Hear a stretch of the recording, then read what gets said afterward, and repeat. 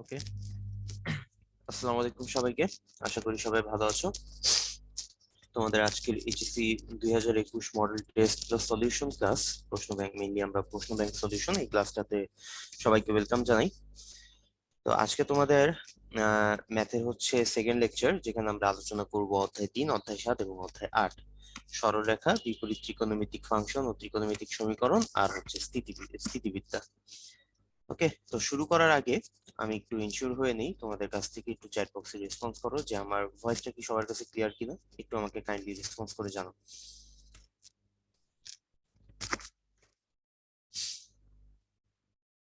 ওকে, clear, ঠিক আছে। ওকে, thank you. তাহলে আমরা আজকের ক্লাস শুরু করতে পারি, ঠিক আছে। তো চলো শুরু করি। তো প্রথমেই আমরা সরলরেখা নিয়ে হালকা পাতলা একটু আলোচনা করব। সরলরেখায় আমাদের এখানে আলোচনার বিষয় হচ্ছে মেইনলি আমাদের সরলরেখা, পুরো সরলরেখা টপিকে কি কি জিনিস থেকে আমাদের কোশ্চেন আসতে পারে ওইটার একটা লিস্ট এখানে তুলে ধরা হয়েছে। যে পোলার কার্তেশীয় স্থানাঙ্ক ব্যবস্থার রূপান্তর, এটা একদম 3.1 আমরা করছিলাম। তারপর হচ্ছে আমাদের অন্তর্বিভক্তিকরণ আর বহির্বিভক্তিকরণ, এটা আমাদের 3.2 এর কাহিনী। ক্ষেত্রফল নির্ণয়, এটা পুরোটা হচ্ছে আমাদের 3.3 এর কাহিনী। সঞ্চার পথের সংক্রান্ত সমীকরণ নির্ণয়, এটা হচ্ছে আমাদের 3.4। তারপর হচ্ছে আমাদের বিভিন্ন শর্তে সরলরেখা সমীকরণ, তাই না, 3.5 এন্ড 6 এ এগুলো আমাদের এরকম টাইপের আমাদের ম্যাথ গুলো আছে। তারপর লম্ব দূরত্ব সংক্রান্ত সমস্যা, প্রতিবিম্ব সংক্রান্ত আমাদের সমস্যা, এটা হচ্ছে আমাদের 3.6 and 7 এর কাহিনী। দুইটি রেখার মধ্যবর্তী কোণ, মেইনলি এটা 3.6, সরি, হ্যাঁ 3.6। তারপর হচ্ছে আমাদের দুইটি রেখার মধ্যবর্তী কোণের সমদ্বিখণ্ডিত রেখা সমীকরণ নির্ণয়, এটা হচ্ছে আমাদের 3.7 এর। নির্দিষ্ট বিন্দুগামী এবং নির্দিষ্ট রেখার সাথে নির্দিষ্ট কোণ উৎপন্নকারী রেখা সমীকরণ, এটাও আমাদের 3.7 এর ওই মধ্যবর্তী কোণ নির্ণয় সূত্র দিয়ে আমাদের হচ্ছে বের করতে হয়। তারপর হচ্ছে একটি বর্গ বা আয়তের এক বাহুর বা দুটি প্রান্ত বিন্দু দেওয়া থাকলে অপর দুটি শীর্ষবিন্দু নির্ণয় করো। ওকে, তো মোটামুটি এইসব টপিক নিয়ে আমাদের হচ্ছে পুরো সরলরেখা। এর বাইরেও আমাদের ছোটখাটো টপিক আছে যেগুলো আমাদের পড়তে হয়, হয়তো সেগুলো এখানে তুলে ধরা সম্ভব হয় নাই, বাট মেইন যে ফোকাস গুলা ওগুলা হচ্ছে আমাদের এখানেই আছে। ওকে, তো চলো আমরা শুরু করি আমাদের আজকের মডেল কোশ্চেন সলিউশন ক্লাসের আমাদের ফার্স্ট কোশ্চেনটা। এখানে আমাদের বলা হয়েছে, দেখো, তোমাদের কলেজের গণিত বিষয়ের একজন শিক্ষক ক্লাসে শিক্ষার্থীদের প্রশ্ন করলেন, দুটি সরলরেখা কখন লম্ব হয়? একজন শিক্ষার্থী দাঁড়িয়ে উত্তর দিল। অতঃপর তারপর হচ্ছে ওই শিক্ষক শ্রেণীতে একটা সরলরেখা সমীকরণ লিখছে L1, যেটা হচ্ছে আমাদের x cos theta plus y sin theta is equal two p। রেখাটিকে রেখাটি x ও y অক্ষকে যথাক্রমে a ও b বিন্দুতে ছেদ করে। আবার বলা হয়েছে আরেকটা সরলরেখা সমীকরণ L2, যেটা হচ্ছে x plus 7y plus 5 is equal to 0। এখন এই সরলরেখা দুইটির উপর বিশ্লেষণমূলক বাড়ির কাজ দিয়ে দিলেন। ওকে, বিশ্লেষণমূলক বাড়ির কাজ দিয়ে দিলেন। এখন খ নাম্বার কোশ্চেনটা খুবই গুরুত্বপূর্ণ একটা কোশ্চেন। এখানে কি বলা হয়েছে, যে থিটাকে পরিবর্তনশীল ধরে এ ও বি এর মধ্যবিন্দুর সঞ্চার পথের সমীকরণ নির্ণয় করো। থিটাকে পরিবর্তনশীল ধরে এ ও বি এর মধ্যবিন্দু সঞ্চার পথের সমীকরণ নির্ণয় করো। আচ্ছা, থিটা পরিবর্তনশীল বলতে কি বোঝানো হয়েছে? থিটা কি একটা চলক? হ্যাঁ, থিটা একটা চলক, যেটাকে আমরা আরেকটা নামে চিনি, সেটা হচ্ছে পরামিতিক স্থানাঙ্ক। ঠিক আছে, পরামিতিক স্থানাঙ্ক, এটা কি একটু নামটা দিয়ে দেই, এটা হচ্ছে আমাদের পরামিতিক স্থানাঙ্ক। তোমরা নিশ্চয়ই পরামিতিক স্থানাঙ্ক এই জিনিসটা বা পরামিতিক সমীকরণ, এটার সাথে তোমরা একটু পরিচিত। পরামিতিক সমীকরণটা আমাদের কি ছিল, ওই জন্য তোমরা নর্মালি হচ্ছে সরলরেখার যেই অঙ্কগুলো করে আসছিলা, পরামিতিক সমীকরণ আমাদের এক্স ওয়াই বাদে আরেকটা আমাদের চলক থাকে, সেই চলকটা হচ্ছে টি, তাই না? সেই টি এর উপর ভিত্তি করে আমাদের এক্স একভাবে পরিবর্তন হয়, ওয়াই আরেকভাবে পরিবর্তন হয়। তারপর সেটাকে আমরা হচ্ছে তারপর ওই টিটাকে আমরা পরামিতিক স্থানাঙ্কের সাথে তুলনা করে তারপর হচ্ছে আমরা এক্স ওয়াই এর একটা ভ্যালু হয়তো বের করতে পারি, তাই না, বা সমীকরণ হয়তো বের করতে পারি। যেমন এই যে মনে করো এক্স ইজ ইকুয়াল টু যদি আমাদের টি স্কোয়ার হয়, আর ওয়াই ইজ ইকুয়াল টু যদি আমাদের টি প্লাস ওয়ান হয়, তাহলে আমরা এক্স আর ওয়াই মিলে আমরা টি কে সমান ধরে কিন্তু একটা সমীকরণ, বা এখানে টি স্কোয়ার না দিয়ে টি 2t+2t-1 দিলাম। তারপর এই দুইটা যদি আমরা সমাধান করি, টি কে যদি আমরা ইকুয়াল করে দিই, টি কে ইকুয়াল করে তারপর এক্স ওয়াই এর একটা সমীকরণ পেয়ে যাব। ঠিক একইভাবে আমাদের এখানে থিটার পরিচয়টা হচ্ছে এরকম, যে থিটার উপর আমাদের এক্স ওয়াইটা ডিপেন্ডেন্ট, তারপর ওই থিটাকে আমাদের এলিমিনেট করে তারপর আমাদের এই সঞ্চার পথের সমীকরণটা নির্ণয় করতে হবে। কার সঞ্চার পথ? এ বি এর মধ্যবিন্দু সঞ্চার পথ। আচ্ছা, তাহলে এটা আমরা কিভাবে করতে পারি, তাই না? সেটাই আমাদের হচ্ছে মেইন ফোকাস। তো চল আমরা সলিউশনটা একটু দেখি।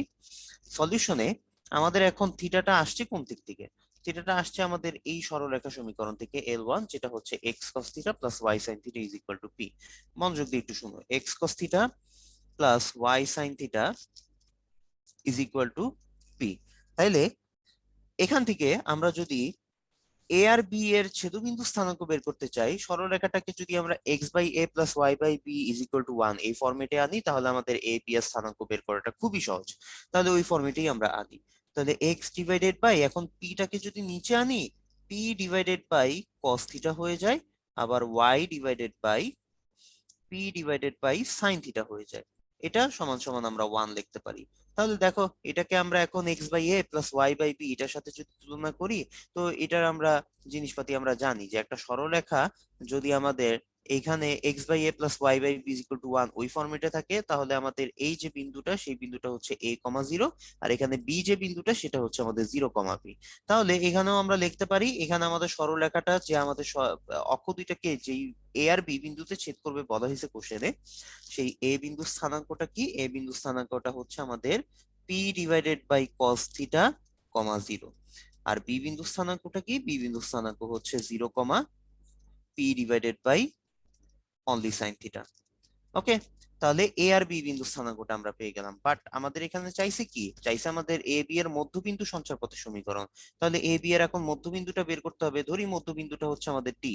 ঠিক আছে, ধরি এই যে এখানে হচ্ছে আমাদের মধ্যবিন্দুটা, সেই মধ্যবিন্দুটা হচ্ছে আমাদের ডি। তাহলে এই ডি এর স্থানাঙ্কটা বের করতে হবে। তাহলে ডি এর স্থানাঙ্ক নিশ্চয়ই আমরা এ বি এর মধ্যবিন্দুর স্থানাঙ্ক কিভাবে বের করতে পারি? ওই যে p divided by cos theta plus হচ্ছে জিরো ডিভাইডেড বাই টু, আবার zero plus p divided by sine theta divided by two, তাই না?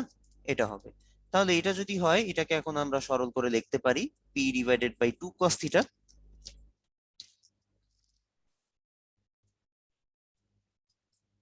আর p divided by two sine theta. এখন একটু চিন্তা করে দেখো তো, এই ডি এর যেই আমরা স্থানাঙ্ক দুইটা পাইছি, এই স্থানাঙ্কর মধ্যে এটাই কি আমাদের এক্স স্থানাঙ্ক, আর এটাই হচ্ছে আমরা ওয়াই এর স্থানাঙ্ক বলতে পারি। তাহলে এটা যদি এক্স এর স্থানাঙ্ক হয়, তাহলে আমরা বলতে পারি এক্স সমান সমান হচ্ছে আমাদের P divided by two cos theta, তাই না? এবং আরেকটা যেহেতু ওয়াই এর স্থানাঙ্ক, ওয়াই সমান সমান আমরা বলতে পারি P divided by two sine theta. তাহলে দেখো, একটা পরামিতিক সমীকরণ টাইপ একটা কিছু চলে আসছে। এই যে আমরা পরামিতিক সমীকরণ, আগে আমরা জানতাম পরামিতিক স্থানাঙ্ক যদি আমাদের টি থাকে, এক্স আমাদের টি এর উপর নির্ভর করে একটা সমীকরণ গঠন করবে, ওয়াই আমাদের টি এর উপর নির্ভর করে একটা সমীকরণ গঠন করবে। এখন তুমি এই টি এর জায়গায় থিটা চিন্তা করে তুমি এই দুইটা সমীকরণকে চিন্তা করো। এক্স হচ্ছে আমাদের থিটার উপর নির্ভর করে একটা সমীকরণ দিচ্ছে, ওয়াই হচ্ছে থিটার উপর নির্ভর করে আরেকটা সমীকরণ দিচ্ছে। তাহলে এটা কি কি আমরা থিটার উপর নির্ভরশীল দুইটা পরামিতিক সমীকরণ বলতে পারি, তাই না? দুইটাকে পরামিতিক সমীকরণ বলতে পারি। তাহলে দুইটা যদি পরামিতিক সমীকরণ হয়, তাহলে এখান থেকে আমরা মেইন সমীকরণটা কিভাবে পাবো? নিশ্চয়ই আমরা থিটাটাকে এলিমিনেট করব। যেমন এখানে আমরা টিটাকে এলিমিনেট করে কোন এনি হাউ অপনয়ন প্রতিস্থাপন যে কোনো পদ্ধতিতে আমরা টিটাকে এলিমিনেট করে এক্স ওয়াই এর মধ্যে একটা সম্পর্ক প্রতিষ্ঠা করি, ওইটাই আমাদের একটা সমীকরণ হয়ে যায়। তাহলে এখানে আমরা থিটাটাকে রিপ্লেস করার, এলিমিনেট করার চেষ্টা করব বা বাদ দিয়ে দেওয়ার চেষ্টা করব। কিভাবে করতে পারি চলো একটু দেখি। তাহলে যেভাবে করতে পারি, এখানে আমরা লিখতে পারি হচ্ছে cos থিটা। cos থিটার ভ্যালু যদি আমরা লিখতে চাই, তাহলে এটা হবে p ডিভাইডেড বাই 2x। আর এখান থেকে যদি sin থিটার ভ্যালু বের করতে চাই, তাহলে এটা সমান সমান হবে p ডিভাইডেড বাই 2y। এখন আমাদের লাস্ট কাজ হচ্ছে, যদি সমীকরণটা আমরা গঠন করতে চাই, আমাদের কাছে একটা সূত্র আছে।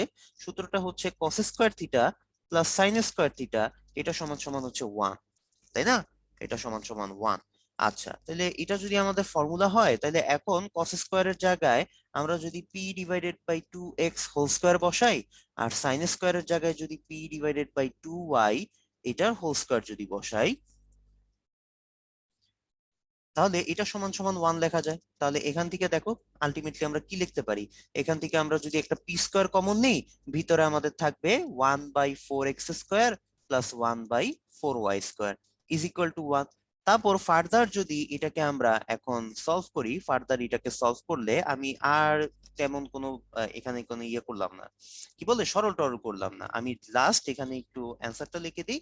আমরা যদি ফার্দার এখানে সরল করি, সরল করলে আমাদের এরকম একটা সমীকরণ পাওয়া যাবে।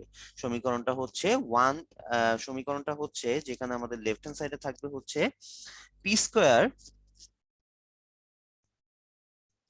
Into x square plus y square divided by 4x² y²। এটা মেইনলি আমরা এই জিনিসটাকে যদি সরল করি, সরল করলে আমরা এটা পেয়ে যাব। আর আমাদের লেফট হ্যান্ড সাইডে, সরি রাইট হ্যান্ড সাইডে থাকবে হচ্ছে 1, এবং এটাই হচ্ছে আমাদের নির্ণয় সঞ্চার পথ। এটাই হচ্ছে আমাদের নির্ণয় সঞ্চার পথ, এবং এটাই হচ্ছে আমাদের অ্যান্সার, যে সঞ্চার পথের সমীকরণটা বের করতে বলছে, মধ্যবিন্দু সঞ্চার পথের সমীকরণ। তাহলে কিভাবে বের করলাম আশা করি সবাই বুঝতে পারছি। একটু আমাকে রেসপন্স করে জানাই দাও কাইন্ডলি।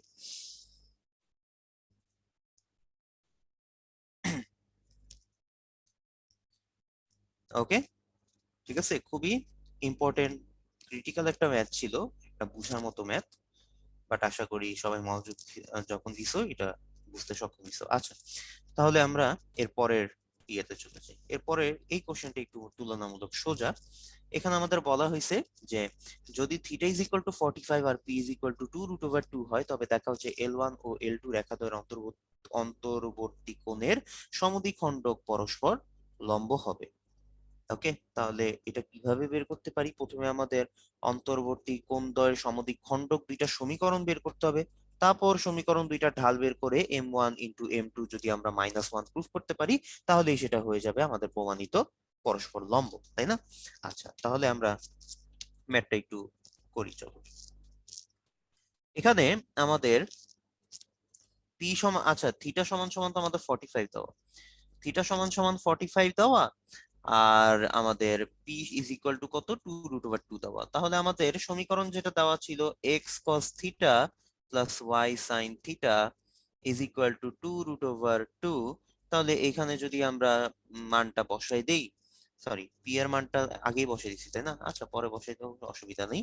তাইলে এখানে যদি আমরা থিটার ভ্যালুটা বসাই দেই, x cos 45 plus y sine 45 is equal to 2√2।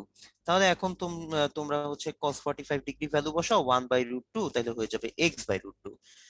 sin 45 ডিগ্রির ভ্যালু হচ্ছে 1/√2, হবে y/√2, এটা সমান সমান হচ্ছে 2√2। তাহলে এখন যদি আমরা সমীকরণের উভয় সাইডে যদি √2 গুণ করে দেই, তাহলে এখানে x প্লাস y থাকবে, আর এখানে 2√2 আরেকটা √2 গুণ হয়ে 2 × 2 হয়ে যাবে আমাদের 4, বা এটাকে আমরা লিখতে পারি x plus y minus 4 is equal to 0। এটা হচ্ছে আমাদের একটা সমীকরণ। আর আরেকটা সমীকরণ আমাদের দেওয়া আছে, যে সমীকরণটা হচ্ছে x plus 7y plus 5 is equal to 0। তাহলে এটা হচ্ছে আমাদের আরেকটা সমীকরণ। তাহলে এখন এই দুইটা সমীকরণের আমাদের অন্তর্বর্তী কোণদ্বয়ের সমদ্বিখণ্ডক বের করতে হবে। এখন তাইলে সমদ্বিখণ্ডক বের করার সূত্র আমরা জানি। সমদ্বিখণ্ডক বের করার সূত্র হচ্ছে এই যে আমাদের এরকম টাইপ কিছু একটা জিনিস, এখানে প্লাস মাইনাস থাকবে, আর একটা এখানে কিছু একটা বসাইতে হবে। তাহলে এখানে বসবে আমাদের প্রথম সমীকরণ x প্লাস ওয়াই মাইনাস 4, এখানে বসবে আমাদের দ্বিতীয় সমীকরণ x প্লাস 7y প্লাস 5।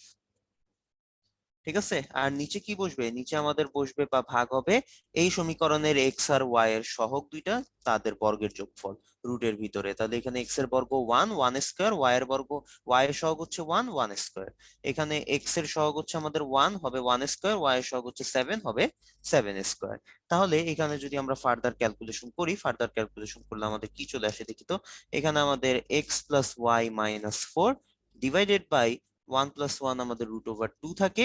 আর এখানে আমাদের প্লাস মাইনাস, আবার যদি এখানে হিসাব নিকাশ করি, তাহলে এখানে আমাদের x প্লাস 7y প্লাস 5, নিচে আমাদের থাকতেছে 49 প্লাস কত, 49 প্লাস হচ্ছে আমাদের 1, তার মানে 50, √50। √50 কে আমরা লিখতে পারি 2 ইন্টু 25, তার মানে 5√2, 5√2 লিখতে পারি।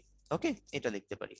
তাহলে এখান থেকে আমরা যদি এখন কাটাকাটি করে দেই, √2 কাটাকাটি করে দেওয়ার পর, তাহলে আমাদের ফাইনালি কি থাকতেছে, বা এখানে আর গুণন যদি করে দেই, আর গুণন করলে আমাদের থাকতেছে 5x প্লাস 5y মাইনাস আমাদের 4 5 20, আর এখানে আমাদের প্লাস মাইনাস আমাদের থাকতেছে x প্লাস 7y প্লাস 5। তাইলে প্লাস নিয়ে আমরা একটা সমদ্বিখণ্ডক পাবো, মাইনাস নিয়ে আমরা আরেকটা সমদ্বিখণ্ডক পাবো। তাহলে প্লাস নিয়ে যদি একটা সমদ্বিখণ্ডক বের করি তাহলে হবে 5x plus 5y minus 20 is equal to x plus 7y plus 5।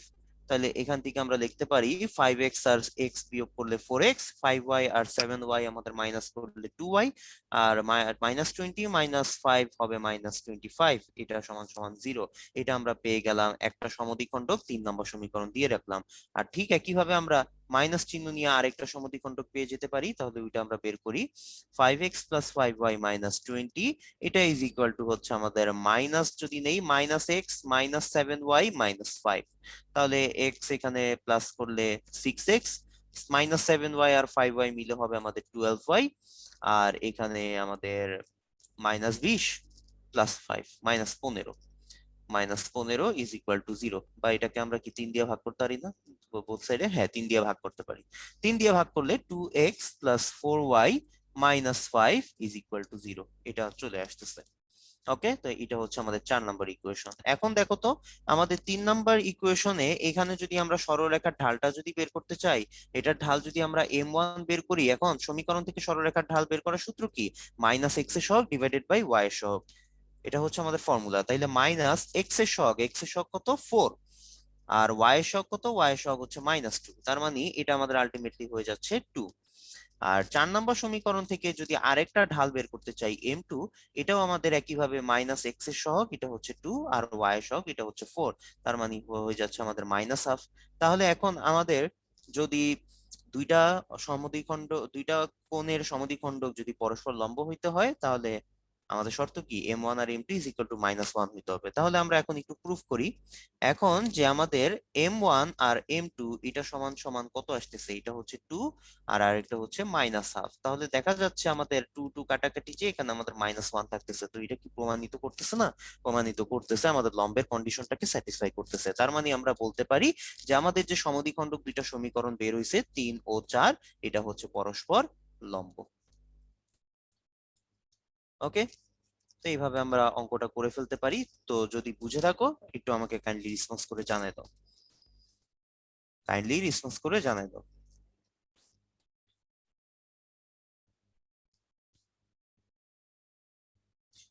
ওকে, সবাই বুঝতে পারছি, ঠিক আছে, ফাইন। তাহলে চলো আমরা এর পরের ম্যাথটা দেখি। এর পরের ম্যাথটা এটাও খুবই সুন্দর একটা ম্যাথ, আমাদের বইয়ের একটা ম্যাথের সাথে হয়তো মিলবে। যে ও এ বিসি একটা সামান্তরিক, ও এ রেখা এক্স অক্ষ বরাবর অবস্থিত, আর ও সি রেখার সমীকরণ হচ্ছে y is equal to 2x, এবং বি বিন্দু স্থানাঙ্ক হচ্ছে 4,2।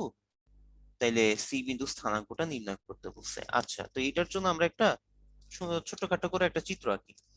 চলো, এখানে আমাদের এক্স অক্ষ ওয়াই অক্ষ আঁকলাম,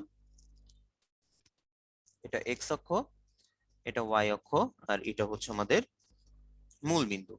এখন আমাদের কি বলা হয়েছে যে ও এটা হচ্ছে আমাদের এক্স অক্ষ বরাবর অবস্থিত, তার মানে ও এটা যদি আমাদের এ হয়, এটা এক্স অক্ষ বরাবর অবস্থিত, আর ওসি এর সমীকরণ হচ্ছে y is equal to 2x, তার মানে এই ওসি এটা হচ্ছে আমাদের y is equal to 2x সরলরেখা।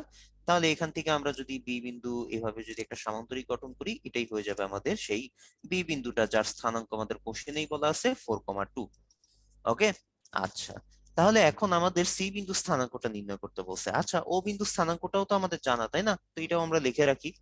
তো এখন সি বিন্দু স্থানাঙ্কটা যদি বের করতে চাই, দেখো ও এর রেখাটা হচ্ছে আমাদের এক্স অক্ষ বরাবর অবস্থিত, তার মানে আমাদের এক্স অক্ষের সমীকরণ যা হবে ও এর রেখার সমীকরণও তাই হবে। তাহলে আমরা যদি ও এর সমীকরণ বের করতে চাই, এটা মেইনলি আমাদের এক্স অক্ষের সমীকরণ, আর এক্স অক্ষের সমীকরণ আমরা কি জানি, y is equal to 0। ওকে, এখন সি বিন্দু স্থানাঙ্ক বের করার জন্য আমরা বিসি সরলরেখার এই সরলরেখার সমীকরণটা বের করতে চাই। এখন বিসি সরলরেখার সমীকরণটা যদি বের করতে চাই, আমরা জানি এটা হচ্ছে আমাদের ও এ সরলরেখার সমান্তরাল। তাইলে বিসি আমাদের যদি ও এর সমান্তরাল হয়, তবে আমরা ওই যে সমান্তরাল সরলরেখার সূত্র অনুসারে লিখতে পারি যে বিসি আমাদের ও এর সমান্তরাল হইলে ও এর সরলরেখা সমীকরণ যেহেতু y is equal to 0, বিসিটা আমরা ধরে নেই y plus k is equal to 0। But এখন এই বিসি সরলরেখাটা কোন বিন্দু দিয়ে যায়? আমরা জানি এটা আমাদের বি বিন্দু দিয়ে যায়, এই বি বিন্দুটা আমাদের জানা আছে। তাহলে এখানে লিখে দিই যা বি 4,2 বিন্দুগামী।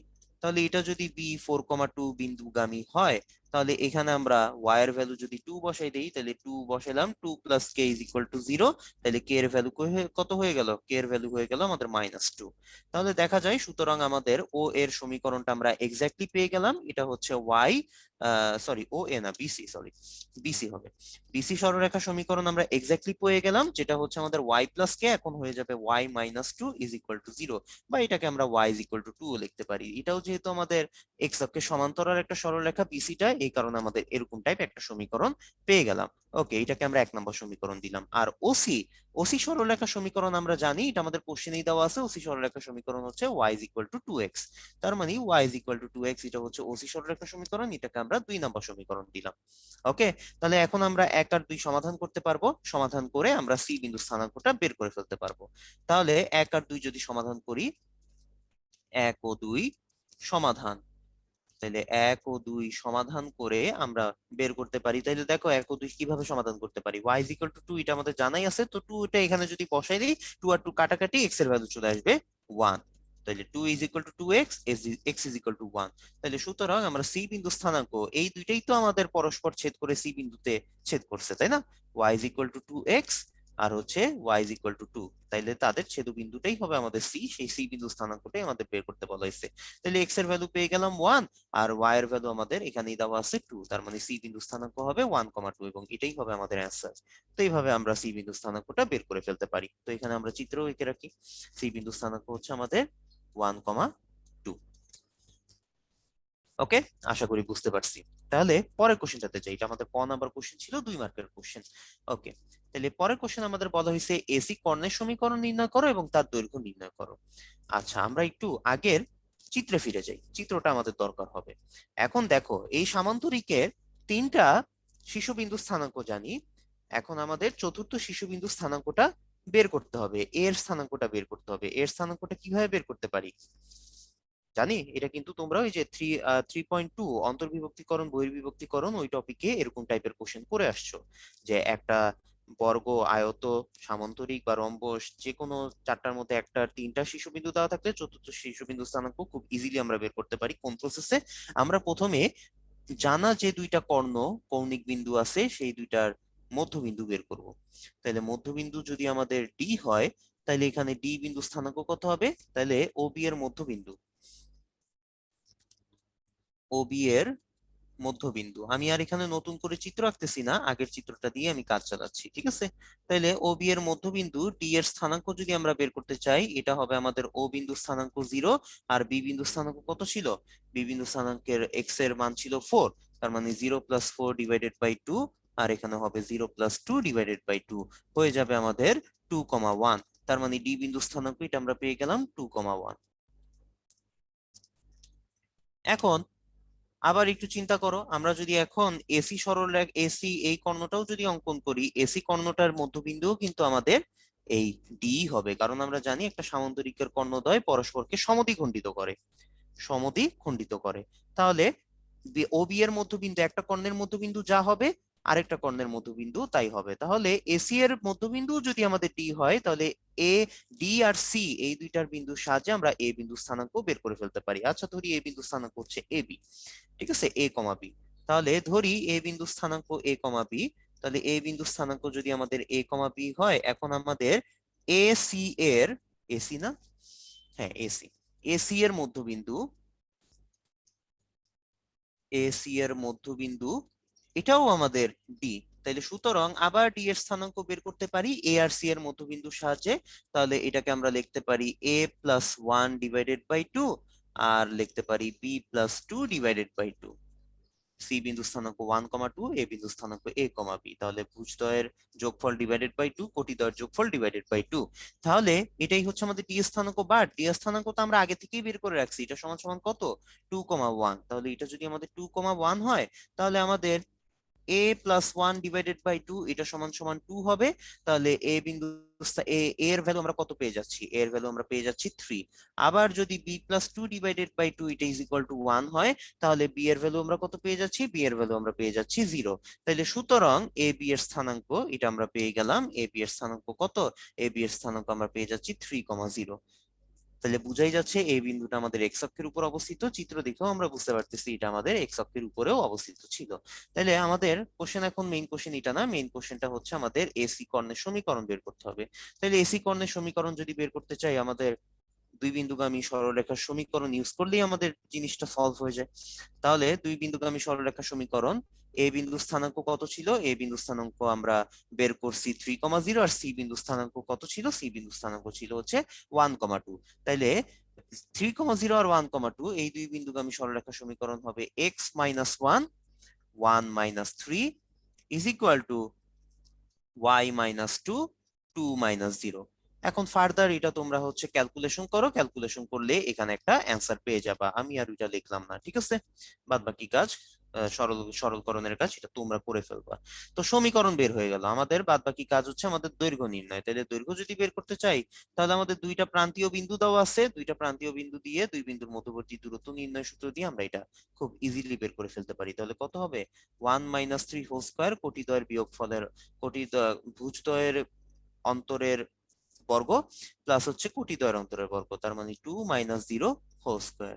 তাহলে এটাও আমাদের কত হয়ে যায়? এটা আমাদের 2 স্কয়ার হয়ে যায় আমাদের 4, এটাও হয়ে যায় 4, তার মানে 4 + 4 হয়ে যায় আমাদের √8। √8 কে আমরা কত লিখতে পারি? 2√2 লিখতে পারি, 2√2 এত একক লিখতে পারি, ঠিক আছে? এবং এটাই হচ্ছে আমাদের অ্যান্সার। তো এইভাবে আমরা খ নাম্বার কোশ্চেনটাও সলভ করে ফেলতে পারি। তাহলে চলো এরপরে আমরা গ নাম্বার কোশ্চেনটাও একটু দেখি। গ নাম্বার কোশ্চেনে আমাদের বলা হয়েছে ও এ বি সি একটা সামান্তরিক। ও এ, আচ্ছা ওইটা তো আমাদের একই কোশ্চেন। তাহলে গ নাম্বার কোশ্চেনটা শুধু হচ্ছে আলাদা ধরনের, অবি কর্ণের দৈর্ঘ্য নির্ণয় করো। তাহলে অভিকর্ণের দৈর্ঘ্য এটা নিশ্চয়ই এখন আমাকে ইন ডিটেলস আর করে দিতে হবে না। অভিকর্ণের দৈর্ঘ্য ও আর বি বিন্দুর স্থানাঙ্কের মাধ্যমে আমরা বের করে ফেলতে পারি। বি বিন্দু স্থানাঙ্ক কত ছিল? 4,2, আর ও বিন্দু স্থানাঙ্ক তো 0,0, তার মানে হবে 4 - 0 হোল স্কয়ার প্লাস হচ্ছে 2 - 0 হোল স্কয়ার। এখান থেকে তোমরা কিছু একটা বের করে এত একক বের করে ফেলতে পারবা। বাস, আমাদের অভিকর্ণের দৈর্ঘ্য বের হয়ে গেল। এখন হচ্ছে আমাদের ও এ বি সি এর ক্ষেত্রফল। তো ক্ষেত্রফল কিভাবে বের করতে পারি? ক্ষেত্রফল আমাদের চারটা বিন্দু স্থানাঙ্ক যেহেতু জানাই আছে, ক্ষেত্রফল খুব আমরা ইজিলি বের করে ফেলতে পারি। তাহলে চতুর্ভুজ ক্ষেত্র আমাদের ও এ বি সি, এটা সমান সমান হবে হাফ ইন্টু ও বিন্দু স্থানাঙ্ক 0,0, তারপর হচ্ছে আমরা এ বিন্দু স্থানাঙ্ক কত ছিল? এ বিন্দু স্থানাঙ্ক 3,0 ছিল। তাহলে 3,0, বি বিন্দু স্থানাঙ্ক ছিল হচ্ছে আমাদের 4,2, আর সি বিন্দু স্থানাঙ্ক ছিল আমাদের 1,2। আবার ও বিন্দু স্থানাঙ্ক 0,0 বসাইতে হবে। তারপর এখানে আমরা এখন ক্যালকুলেট করব কিভাবে? ওই যে আর গুণ করে। তাহলে দেখা যায় আর গুণ করলে এখানে আমাদের কত হয়? এখানে আমাদের 0 হয়, 3 দুগুণা 6, 4 দুগুণা 8, আবার 1 0 0।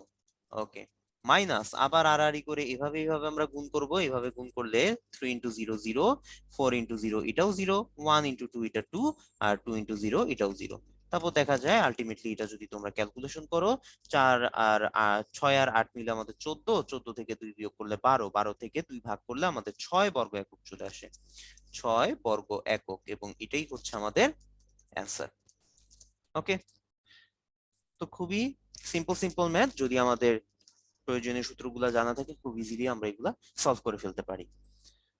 চলো তাহলে এরপরে আমরা যেহেতু দুইটা সৃজনশীল করে ফেলছি, কয়েকটা এমসিকিউ টাইপ কোশ্চেন একটু সলভ করে ফেলি। এখানে আমাদের বলা হয়েছে এ আর বি বিন্দু দুইটি সংযোগ রেখাকে ওয়াই অক্ষ কত অনুপাতে বিভক্ত করে?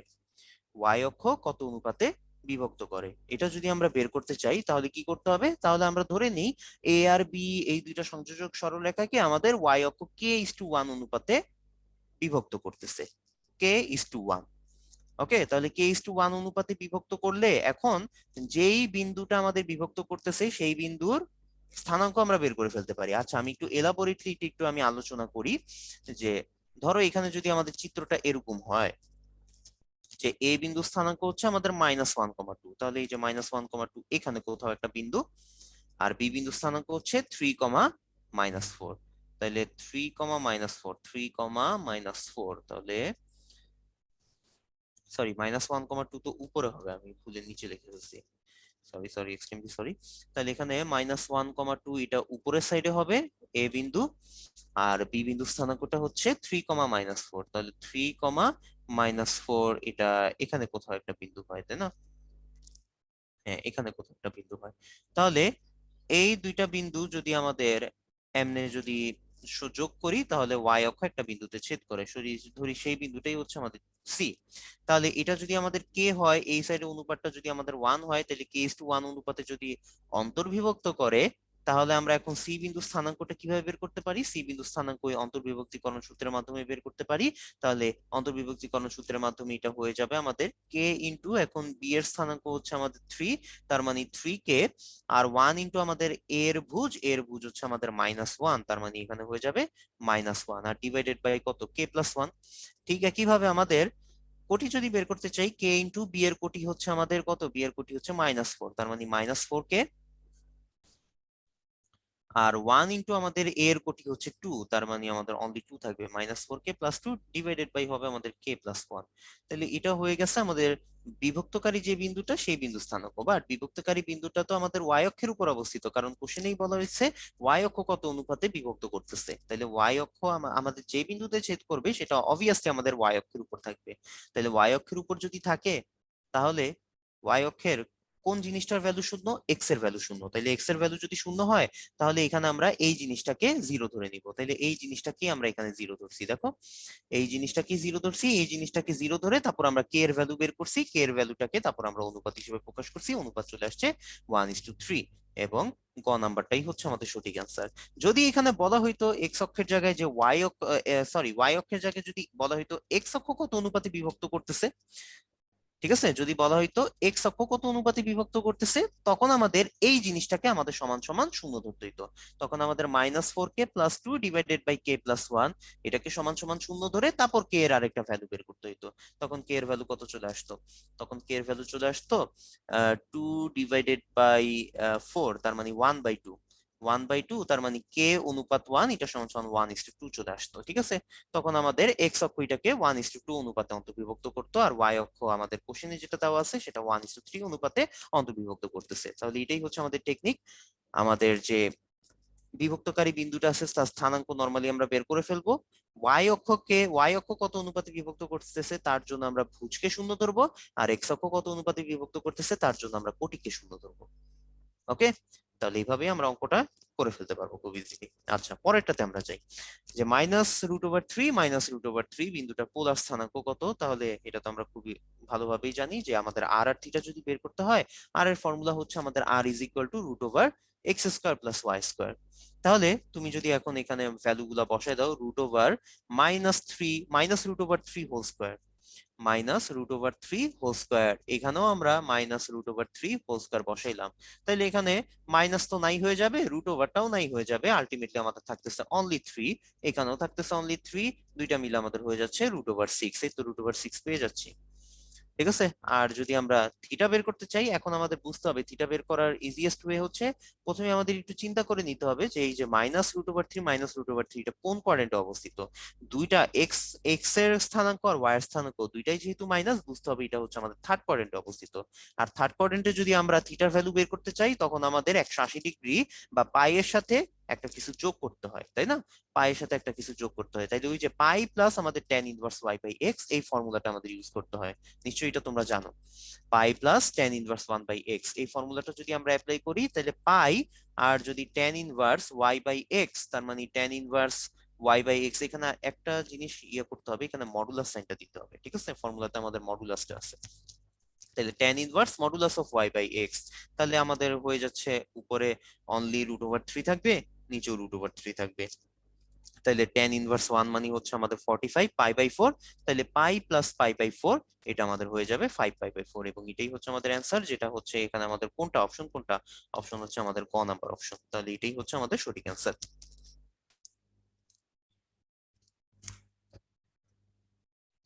আচ্ছা, রেফাত বলতেছো আমার ভয়েস একো আসতেছে, বাকিদের কি সেম প্রবলেম? আমার ভয়েসে কি একো শোনা যাচ্ছে নাকি কোনো? একটু দেখি, একটু রেসপন্স করো তো। তাহলে আমি আমার মাইক কানেক্টিভিটিটা একটু চেক করব। না, বাকিদের শোনা যাচ্ছে না। ওকে, তাহলে রেফাত এটা মনে হয় তোমার তোমার দিক দিয়েই প্রবলেম, একটু চেক করো। হেডফোনটা, যদি হেডফোন দিয়ে শুনো, একটু হেডফোনটা খুলে আবার তারপর কানেক্ট করে তারপর চেষ্টা করো। ওকে, আমরা এরপরের ইয়েতে যাই। এরপরের ইয়েতে আমাদের বলা হয়েছে যে এই দুইটা পরস্পর যদি লম্ব হয় তাহলে এ এর মান কত? তাহলে পরস্পর লম্ব হওয়ার পিছনে আমাদের শর্ত একটাই, m1 into m2 is equal to -1। m1 কিভাবে পাবো? এখান থেকে আমরা m1 পাবো, m1 হয়ে যাবে আমাদের মাইনাস এক্স এর সহগ 3 আর y এর সহগ হচ্ছে 2। তাহলে মাইনাস এক্স এর সহগ 3 আর y এর সহগ হচ্ছে 2, তাহলে -3/2, এটা হয়ে গেল আমাদের m1। আর এখান থেকে যদি আমরা m2 পেতে চাই, m2 আমাদের এটাও হবে মাইনাস এক্স এর সহগ a আর y এর সহগ হচ্ছে -4, তাহলে এটাকে লিখতে পারি a/4।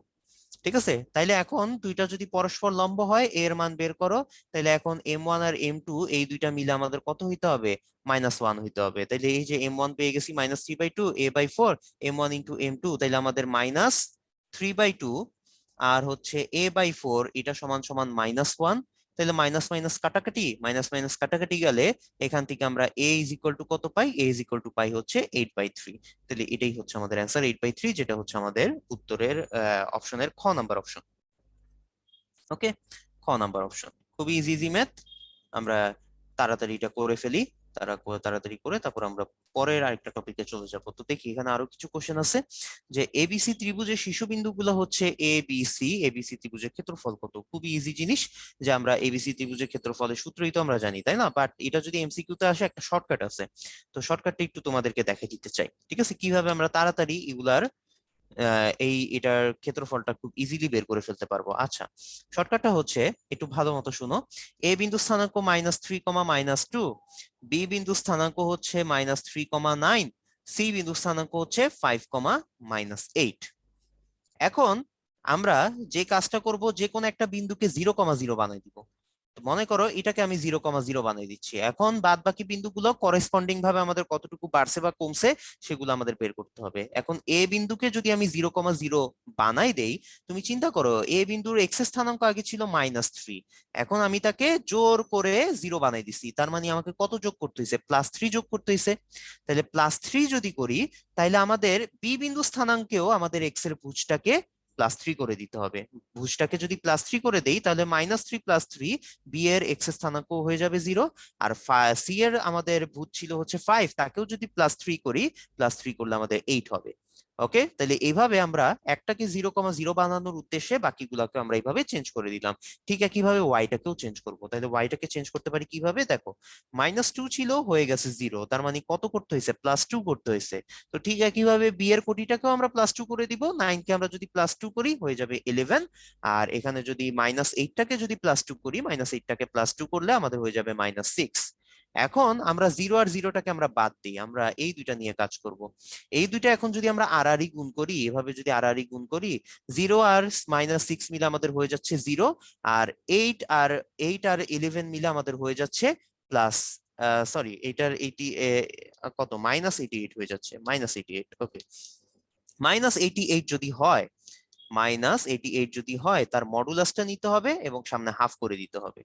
ঠিক আছে, আগের মতোই, যে আমরা একটা বিন্দুকে 0, 0 বানায়, বাকি যে দুইটা বিন্দু পাইছি তাদের ভ্যালু গুলা নির্ণায়কের মতো, ওই যে নির্ণায়কে আমাদের যেরকম এ বি সি ডি থাকলে আমরা এইভাবে আড়াআড়ি গুণ করে বিয়োগ করি না, এডি মাইনাস সিবি বিসি, এরকম ভাবে আমরা গুণ করি না?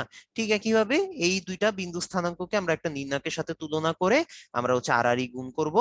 তাহলে 0 × -6 0, 11 × 8 88, মাইনাস করলাম, মডুলাস করলাম, কারণ আমাদের ক্ষেত্রফল তো কখনো আমাদের ঋণাত্মক হইতে পারে না। যদি ঋণাত্মক আসে, এটাকে আমরা পজিটিভ বানাই দিব। তাহলে দেখা যায় এটা আমাদের হাফ ইন্টু 88 চলে আসতেছে, হাফ ইন্টু 88 চলে আসতেছে 44, এবং 44টাই হচ্ছে আমাদের এখানে রাইট আনসার। তো 44 কত? 44 বর্গ একক হবে। যেহেতু আমাদের ক্ষেত্রফলের এককটা যেহেতু আমাদের বর্গ একক, তো এখানে একক কথাটা লেখা থাকলেও, 44 থাকলেও, এখানে যেহেতু একক লেখা আছে, এটাকে অ্যান্সার আমরা বলতে পারি না। তো এখানে আমাদের রাইট আনসারটা হচ্ছে অপশন ক।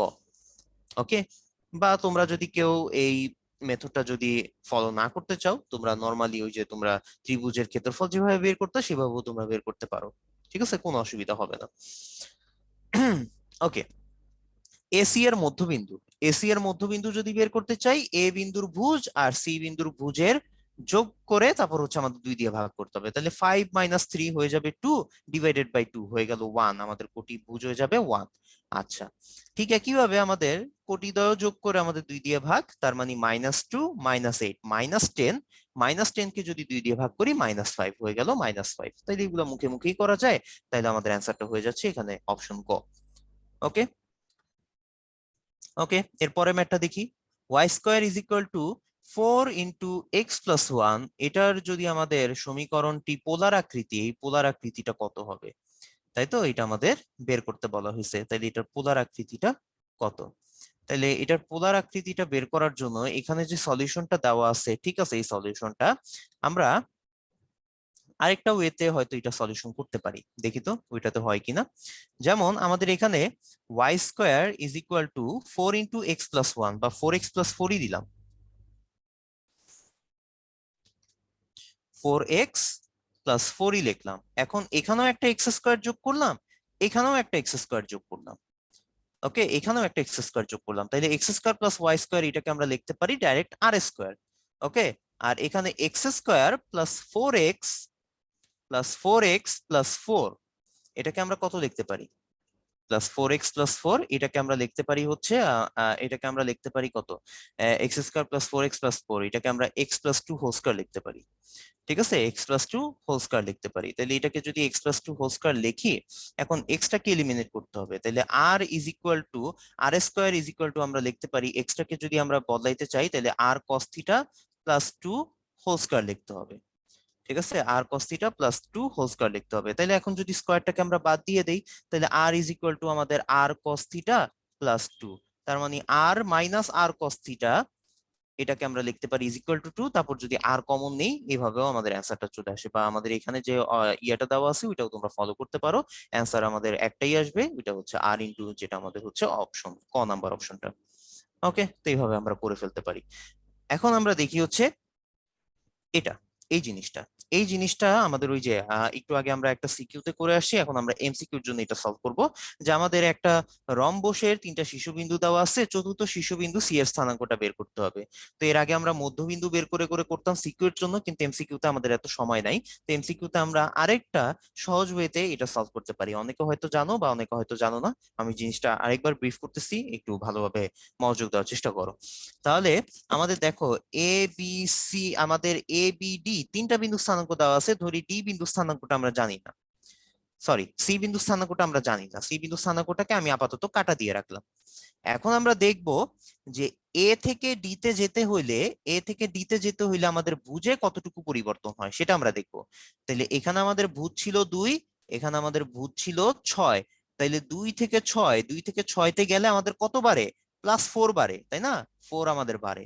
তো আমাদের বুঝতে হবে বি থেকে যদি আমি সি এর ভুজেও যদি আমি যেতে চাই, সি এর ভুজে যেতে হইলেও আমাদের এখানে +4 করতে হবে। তাইলে বি এর ভুজ ছিল আমাদের 5, যদি +4 করি সি এর ভুজ হয়ে যাবে কত আমাদের? 9। 5 + 4 এটা আমাদের 9 হয়ে যাবে। ওকে, পরেরটাতে আমরা যাই। এখন আমাদের এর কোটি ছিল 5, বি এর কোটি ছিল, ডি এর কোটি ছিল আমাদের 8। তাহলে 5 থেকে 8 এখানে আমাদের কত বাড়ছে? এখানে আমাদের +3 বাড়ছে। তো বুঝতে হবে বি এর কোটি যদি আমাদের 9 হয়, তাহলে সি এর কোটিটাও পাওয়ার জন্য আমাদের এখানে +3 করতে হবে। কারণ আমাদের এ ডি তে আমাদের কোটির পার্থক্যটা যেভাবে হবে, বি আর সি তেও আমাদের কোটির পার্থক্যটা সেইভাবেই আমাদের অ্যাপ্লাই হবে। তাহলে এখানেও যদি +3 করি, তাহলে 9 আর +3 মিলে হইলো কত? 12। আর এখানে আমাদের এই সি এর স্থানাঙ্কটা কিন্তু 9,12 ছিল। জিনিসটা কি আশা করি বুঝতে পারছি, তাই না? যে আমরা এ থেকে ডি এ কোটি ভুজের পার্থক্য দেখলাম, ওই ভুজের পার্থক্যটা আমরা এখানে অ্যাপ্লাই করলাম। আবার ঠিক একইভাবে এ থেকে ডি তে আমরা কোটির পার্থক্যটা বের করলাম, ওই কোটির পার্থক্যটা পরে আমরা বি থেকে সি তে অ্যাপ্লাই করলাম। ওইভাবে আমরা জিনিসটা পেয়ে যাচ্ছি 9,12, এবং এটাই হচ্ছে আমাদের রাইট অ্যান্সার, খ নাম্বার অপশনটা। এখন তোমরা কেউ যদি চাও যে এ থেকে বি তে পরিবর্তনটা লক্ষ্য করে তারপর হচ্ছে ডি থেকে সি তে পরিবর্তনটা করবা, অ্যাপ্লাই করবা, তোমরা চাইলে সেটাও করতে পারো। ঠিক আছে, ওইটার কাজ হচ্ছে তোমাদের। ঠিক আছে, ওইটা হচ্ছে তোমাদের কাজ, যে এ থেকে বি তে পরিবর্তন লক্ষ্য করে ডি থেকে সি তে পরিবর্তনটা অ্যাপ্লাই করবা। তাহলে ওইটা তোমরা নিজেরা একটু করবা। ওকে, আশা করি বুঝতে পারছি। ওকে, আমাকে একটু কয়েকটা সেকেন্ড সময় দাও, আমি এখনই আসতেছি।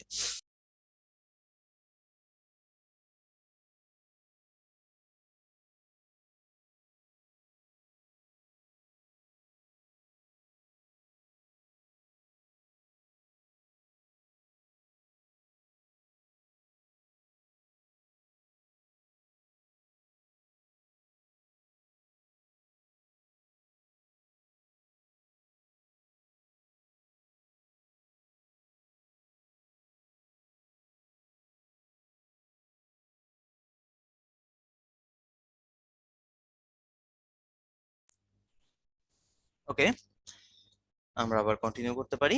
তো দেখো, এরপরে এখানে আমাদের দেওয়া ছিল তিনটা সরলরেখা যদি আমাদের সমবিন্দুগামী হয় তাহলে এর মানটা নির্ণয় করো। তাহলে তিনটা সরলরেখা যদি সমবিন্দু হয়, আমাদের একটা শর্ত ছিল, শর্তটা মনে আছে? তিনটা সরলরেখা সমীকরণ যদি আমাদের a1 x plus b1 y plus c1 ওরকম টাইপে আমরা শর্তটা পড়ে আসছি, তখন আমরা দেখছিলাম এক্স এর আমাদের যে কয়টা সহগ আছে, ওয়াই এর যে কয়টা সহগ আছে, আর আমাদের কনস্ট্যান্ট পার্ট যে কয়টা আছে, এই 9টা মান মিলে আমাদের যে নির্ণয়টা গঠিত হয় তার ভ্যালুটা কত হবে? তার ভ্যালুটা 0 হবে। এটাই ছিল আমাদের শর্ত, এটাই ছিল আমাদের শর্ত। ঠিক আছে, তাহলে এখন এই শর্তটা দিয়েও আমরা করতে পারি। আর এখানে আমাদের যেভাবে অঙ্কটা করা হয়েছে, যে আমাদের তিনটা যে সরলরেখা সমীকরণ দেওয়া আছে, এখানে সরলরেখা সমীকরণ আসলে উদ্দীপকটা দেওয়া নেই, উদ্দীপকটা মিসিং। আচ্ছা, আমরা ধরে নেই এখানে কোন তিনটা সরলরেখা, এখানে আমাদের কোশ্চেন দেখি সমাধানটা দেখেই বুঝতে হবে। এটা একটা সরলরেখা, এটা একটা সরলরেখা, এটা একটা সরলরেখা। ওকে, তাহলে তারা যেভাবে করছে যে a1 আর 3-এর ছেদবিন্দু বের করছে, ওই ছেদবিন্দুটাই তারপর হচ্ছে 2 নম্বরে বসে দিচ্ছে। 2 নম্বরে বসাইলেও আমাদের এর ভ্যালুটা বের হয়ে যাবে। বা তোমরা যদি ওইভাবে কেউ সমীকরণ সমাধান করে না করে করে করতে চাও, তোমরা চাইলে এই শর্তটাও তোমরা অ্যাপ্লাই করতে পারো। তাহলে এই শর্তটা যদি অ্যাপ্লাই করো, এই শর্তটা অ্যাপ্লাই করলে কি হবে দেখো তো। আমাদের প্রথম সমীকরণে এক্স এর সহগ ছিল 1, ওয়াই এর সহগ ছিল 1, আর কনস্ট্যান্ট পার্টটা ছিল 0। তাহলে এটা আমরা একটা পেয়ে গেলাম। তারপর সেকেন্ড সমীকরণে আমাদের এক্স এর সহগ ছিল 1, ওয়াই এর সহগ ছিল a, আর কনস্ট্যান্ট পার্টটা ছিল আমাদের -1। তারপর হচ্ছে আমাদের 3 নম্বর সমীকরণে এক্স এর সহগ ছিল 1, ওয়াই এর সহগ ছিল -1, আর কনস্ট্যান্ট পার্টটা ছিল 2। এখন এটা যদি সমান সমান 0 ধরো, তারপর যদি তোমরা এখানে বিস্তার করে তারপর যদি এর ভ্যালুটা বের করতে চাও, ওইখানেও তোমাদের এর ভ্যালুটা কত চলে আসবে? এর ভ্যালুটা চলে আসবে 2। ঠিক আছে, তো বিস্তারটা একটু নিজেরা করবা, এখানে আমি আর করাইলাম না। তোমরা চাইলে এখানে যে সমাধানটা দেওয়া আছে এভাবেও করতে পারো, যে কোনো দুইটা সরলরেখার মানে সমীকরণ সমাধান করে ছেদবিন্দুটা বের করবা। আর যেহেতু আরেকটা 3 নাম্বার যে সরলরেখা বা থার্ড যে সরলরেখা, ওইটাও যেহেতু আমাদের ছেদবিন্দুগামী, তাহলে ওইটা দিয়ে যদি তুমি সিদ্ধ করো ছেদবিন্দু দিয়ে, তাহলে তুমি এ বিন্দু স্থানাঙ্কটা পেয়ে যাবে। তাহলে এখানে আমাদের অ্যান্সারটা হচ্ছে অপশন খ। আর এখানে আমাদের বলা হচ্ছে যে 5,7 এর এক্স অক্ষের সাপেক্ষে যদি প্রতিবিম্ব বের করতে চাই, তাহলে একটু চিন্তা করো। এখানে আমাদের কয়েকটা কনসেপ্ট আছে। এক্স অক্ষের সাপেক্ষে যদি প্রতিবিম্ব নির্ণয় করি, তাহলে আমাদের কোটির চিহ্ন পরিবর্তন হয়। ঠিক আছে, আমি মুখে মুখে বলতেছি, কারো যদি এগুলা আগে না পড়া থাকে তাহলে একটু কাইন্ডলি লিখে রাখো। ঠিক আছে, যে এক্স অক্ষের সাপেক্ষে প্রতিবিম্ব বের করতে হলে আমাদের কোটির চিহ্ন পরিবর্তন করতে হয়। তার মানে কোটি যদি পজিটিভ থাকে ওইটাকে নেগেটিভ করে দিতে হয়, আর নেগেটিভ থাকলে পজিটিভ করে দিতে হয়। ঠিক একইভাবে ওয়াই অক্ষের সাপেক্ষে যদি আমরা প্রতিবিম্ব নির্ণয় করতে চাই, তখন আমাদের ভুজের চিহ্ন পরিবর্তন করে দিতে হয়। তার মানে ভুজটা যদি আমাদের পজিটিভ থাকে নেগেটিভ করব, নেগেটিভ থাকলে পজিটিভ করব। তাহলে এখানে দেখো আমাদের দেওয়া আছে 5,7। এক্স অক্ষের সাপেক্ষে যদি প্রতিবিম্ব বের করতে চাই, এক্স অক্ষের সাপেক্ষে প্রতিবিম্ব বের করলে এখানে আমাদের 5 বা ভুজের কোনো পরিবর্তন হবে না, পরিবর্তন হবে শুধু আমাদের 7 থেকে -7 এর পরিবর্তন হবে।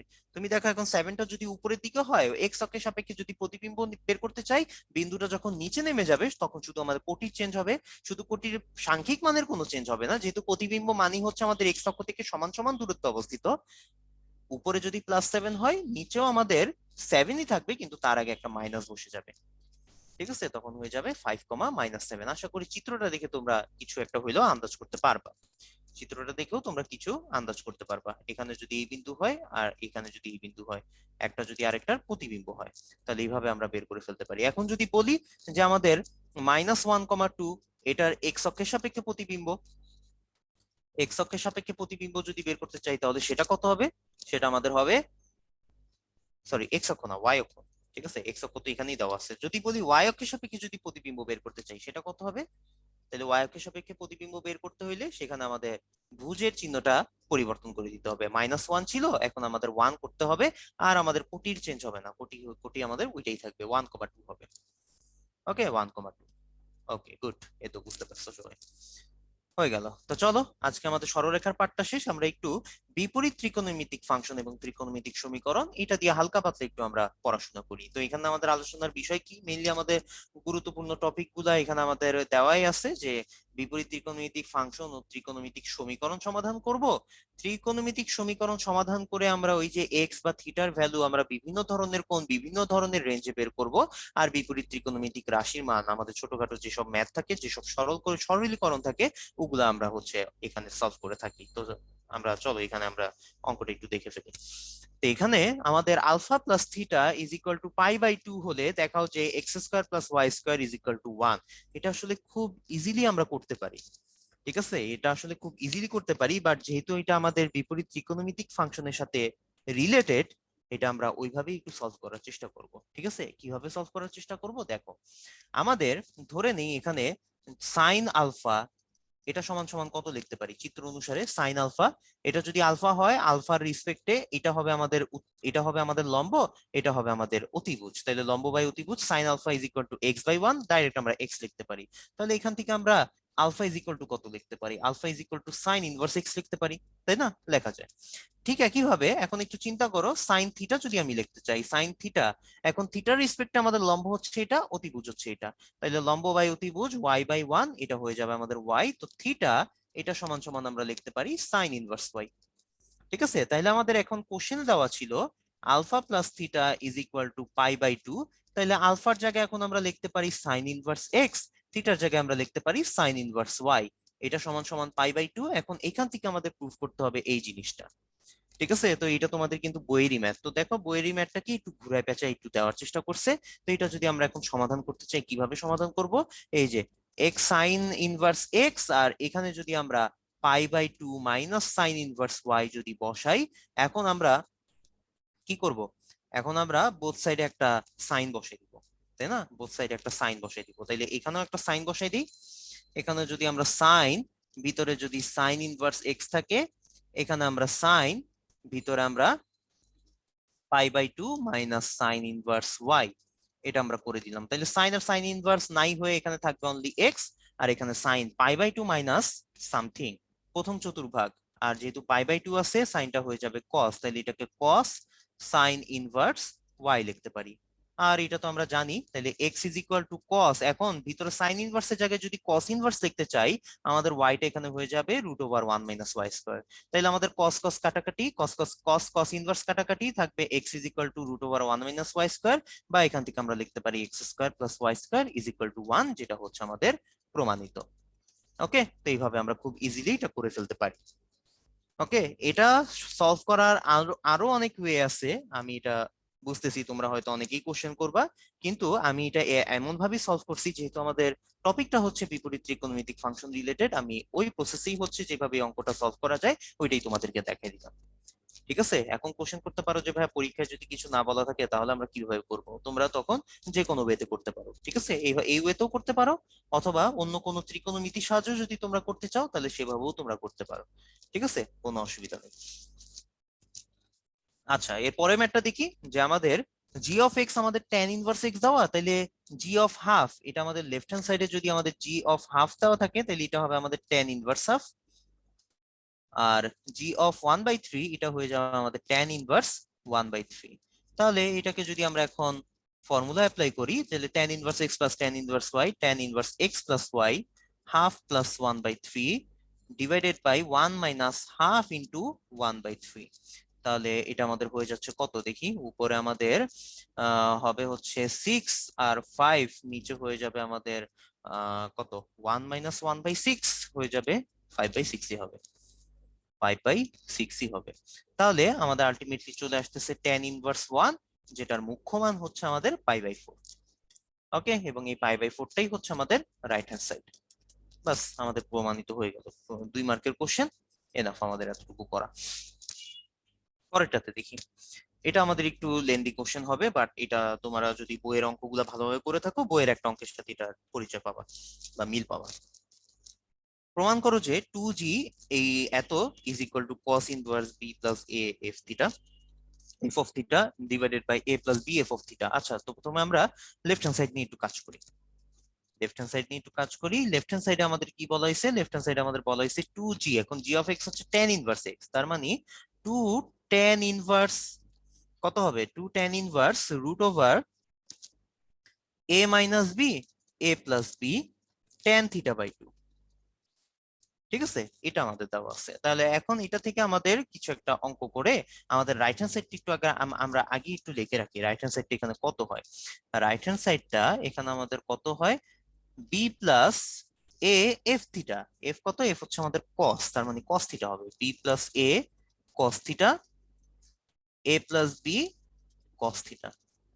ওকে, তাহলে এটা আমাদের প্রুফ করতে হবে। তাহলে এটা যদি প্রুফ করতে চাই, একটু দেখো তো কিভাবে প্রুফ করতে পারি। এই যে 2 tan ইনভার্স x, এটার একটা ফর্মুলা আছে। 2 tan ইনভার্স x এটার একটা ফর্মুলা আছে। যদি এখানে একটু লিখে দিতে চাই, 2 tan ইনভার্স x এটার একটা ফর্মুলা হচ্ছে cos ইনভার্স, যেহেতু আমাদের এখানে cos, আচ্ছা রাইট হ্যান্ড সাইডে আমি cos ইনভার্সটা দিই নাই, তাই না? cos ইনভার্সটা বসাইতে হবে, cos ইনভার্সটা দিই নাই। রাইট হ্যান্ড সাইডে আমাদের এখানে cos ইনভার্স একটা বসবে। যেহেতু আমাদের রাইট হ্যান্ড সাইডে cos ইনভার্স আছে, তাহলে 2 tan ইনভার্স x কে যদি cos ইনভার্সে নিতে চাই, তাহলে এখানে আমাদের হবে কত? এখানে আমাদের হবে 1 minus x square divided by 1 plus x square, এরকম সামথিং কিছু একটা হবে। বুঝা গেছে? আচ্ছা, তাহলে এটা যদি আমাদের 1 minus x square divided by 1 plus x square হয়, তখন এই ফর্মুলাটাই এখানে আমরা ইউজ করব।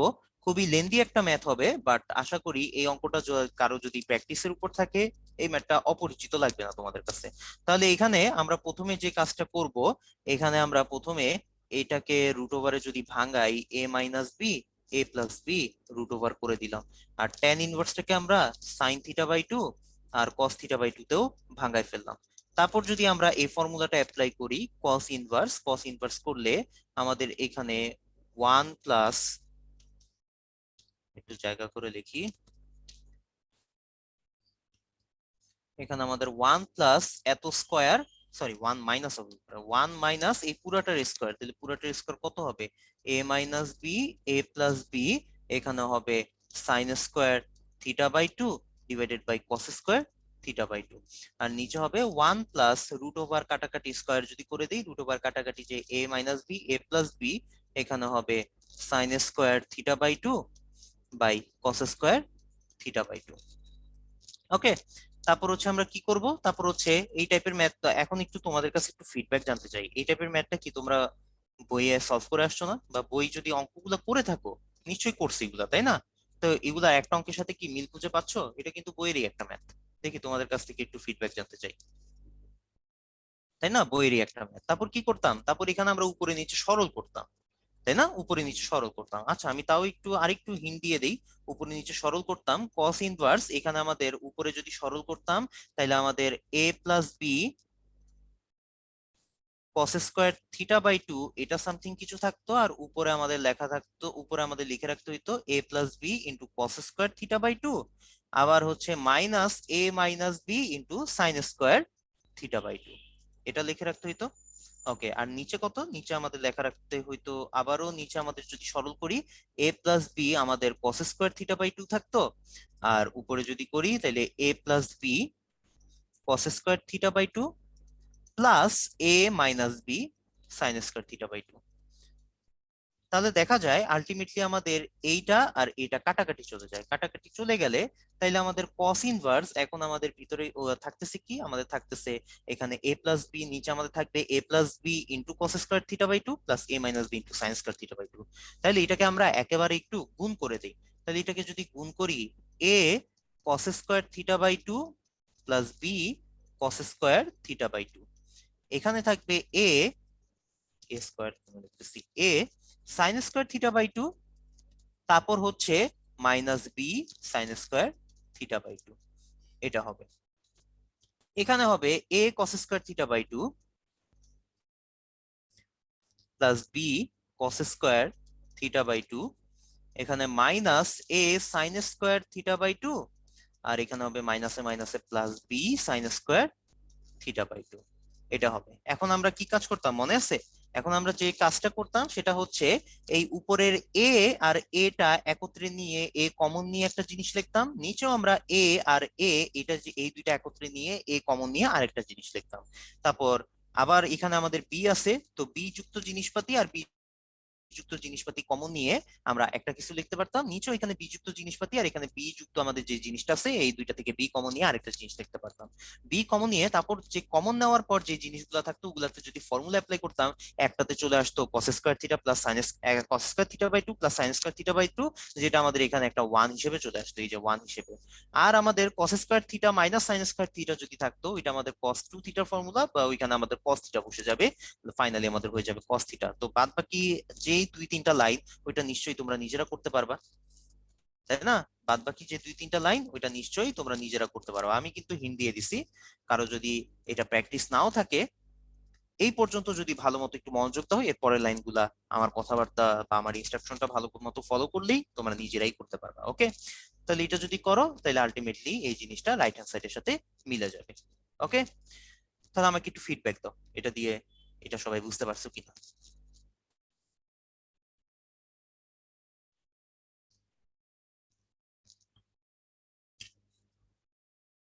ওকে, বুঝতে পারছি, ঠিক আছে।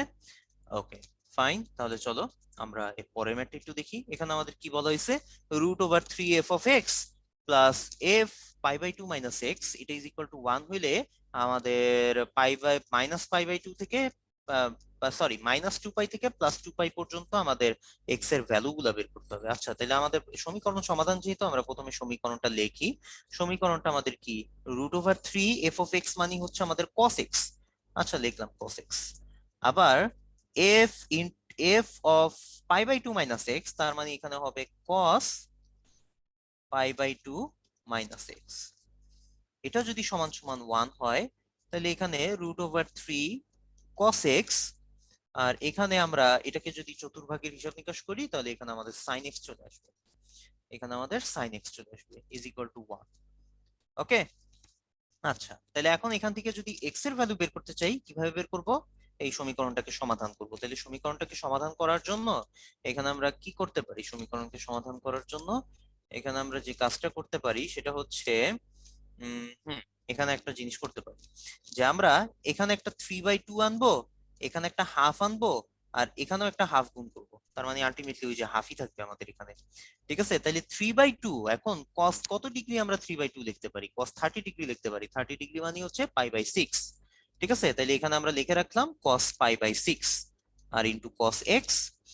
আর এখানে লিখে রাখলাম আমাদের সাইন কত ডিগ্রির জন্য আমাদের হাফ আসে, সাইন আমাদের 30 ডিগ্রির জন্য আমাদের হাফ আসে, তাইলে এখানেও আমরা সাইন π/6 সাইন এক্স লিখে রাখলাম, এটা সমান সমান হাফ। তাইলে দেখো এখন আমাদের লেফট হ্যান্ড সাইড এটা কিসের ফর্মুলা, কস এ কস বি প্লাস সাইন এ সাইন বি, কস এ মাইনাস বি এর ফর্মুলা। তার মানে এটাকে আমরা লিখতে পারি কস আমরা এক্স মাইনাস π/6।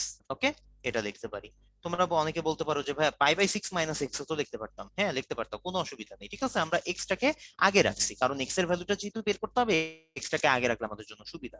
তাহলে ইজ ইকুয়াল টু হাফ, এখন হাফ সমান সমান কত, হাফ সমান সমান কস কত ডিগ্রি ভ্যালু হচ্ছে হাফ, কস 30 ডিগ্রি ভ্যালু, তাই না? না, সরি, কস 60 ডিগ্রি, সরি, কস 60 ডিগ্রি ভ্যালু হচ্ছে হাফ, কস π/3 এটার ভ্যালু হচ্ছে হাফ। ওকে, এটা যদি আমাদের হাফ হয় তাহলে কস 60 ডিগ্রি, এখন একটু দেখো cos theta is equal to cos alpha, তাহলে আমাদের থিটার কিন্তু একটা ফর্মুলা আছে, theta is equal to 2nπ plus minus alpha, তাই না?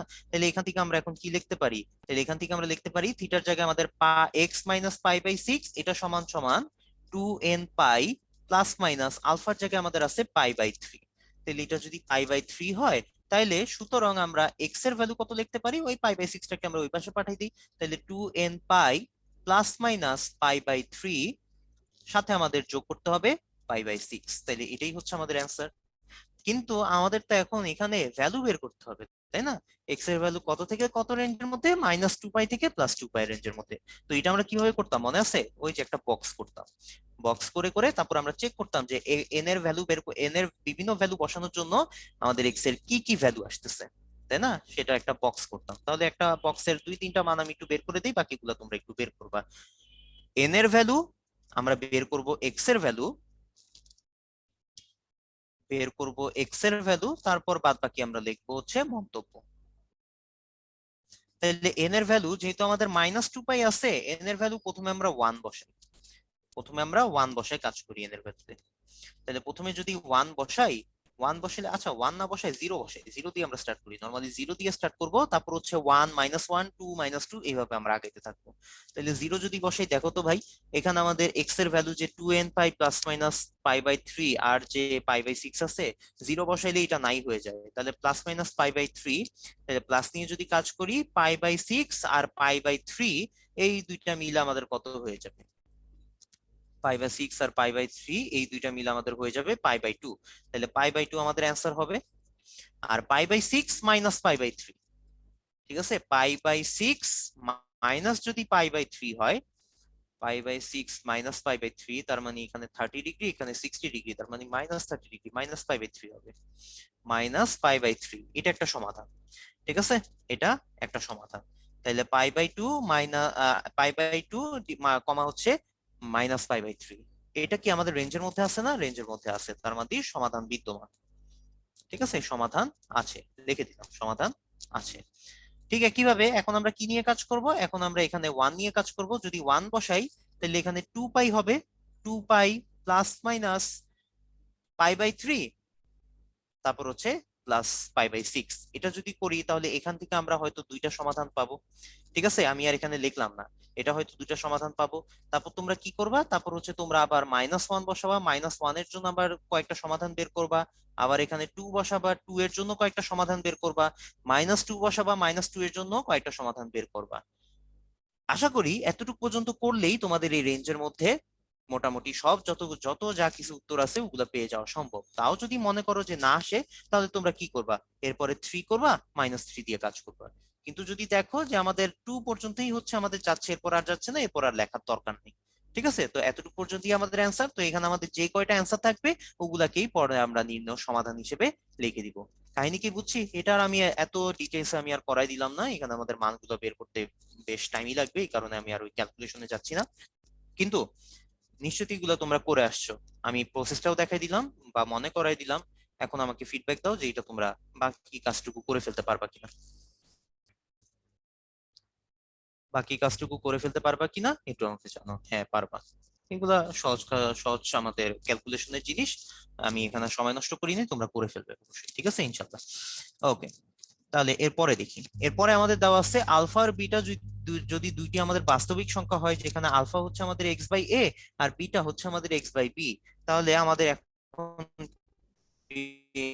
কি করতে বলছে যে sine inverse two by X এটা সমান সমান পাই বাই থ্রি হইলে সেক ইনভার্স 5x ডিভাইডেড বাই 2 এটার ভ্যালু বের করতে বলছে। তো এটার ভ্যালু কিভাবে বের করবো? আচ্ছা, এটার ভ্যালু বের করার জন্য আমাদের হাতে একটা ফর্মুলা আছে, ফর্মুলাটা হচ্ছে যে sine inverse something plus cos inverse something, এটা সমান সমান কিন্তু পাই বাই টু। নিশ্চয়ই বিপরীত ত্রিকোণমিতিক জিনিসটাতে আমরা এই ফর্মুলাটা করে আসছি। তাহলে সাইন ইনভার্স যে আমাদের 2/5x আর কস ইনভার্স 2/5x, এটাও সমান সমান কত হবে? পাই বাই টুই হবে, ঠিক আছে, এটাও সমান সমান আমাদের পাই বাই টুই হবে।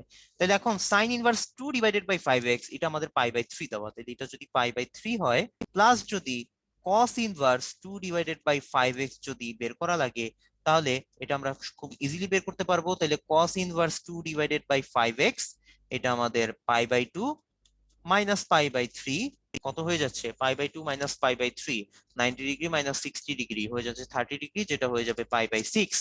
তার মানে এখানে আমাদের হয়ে যাচ্ছে পাই বাই সিক্স। কিন্তু আমাদের দরকার তো সেক ইনভার্স, কোনো অসুবিধা নেই, কসের উল্টাই তো আমাদের সেক, তাই না?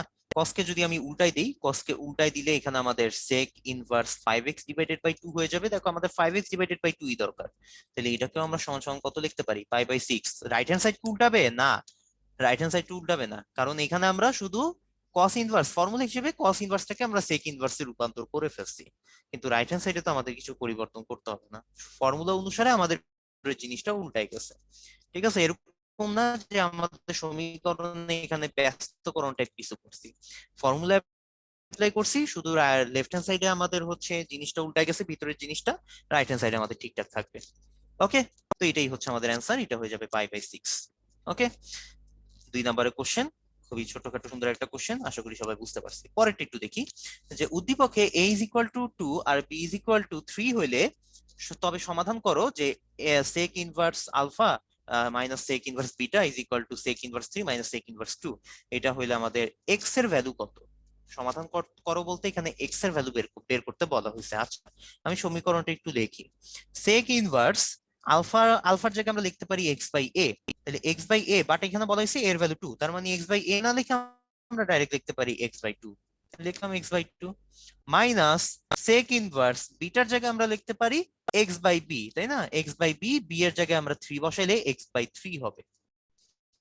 আচ্ছা, এটা সমান সমান sec inverse 3 minus sec inverse 2। এখন এখান থেকে আমাদের সমাধান করতে হবে।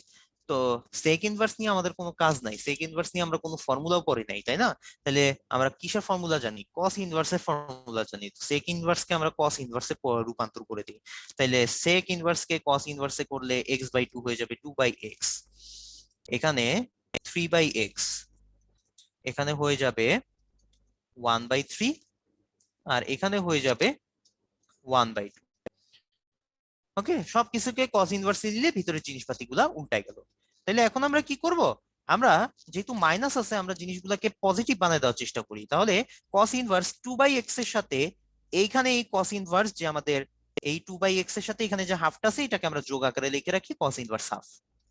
আচ্ছা, আর এইখানে এই দুইটা জিনিসকে আমরা যদি একত্রে লিখি তাহলে এখানে আমরা লিখতে পারি cos inverse 3 by X plus হচ্ছে কস ইনভার্স 1 বাই 3। তাহলে এখন যদি ফার্দার আমরা ক্যালকুলেশন করি তাহলে দেখো তো ভাই, cos inverse x plus cos inverse y ফর্মুলাটা কি ছিল?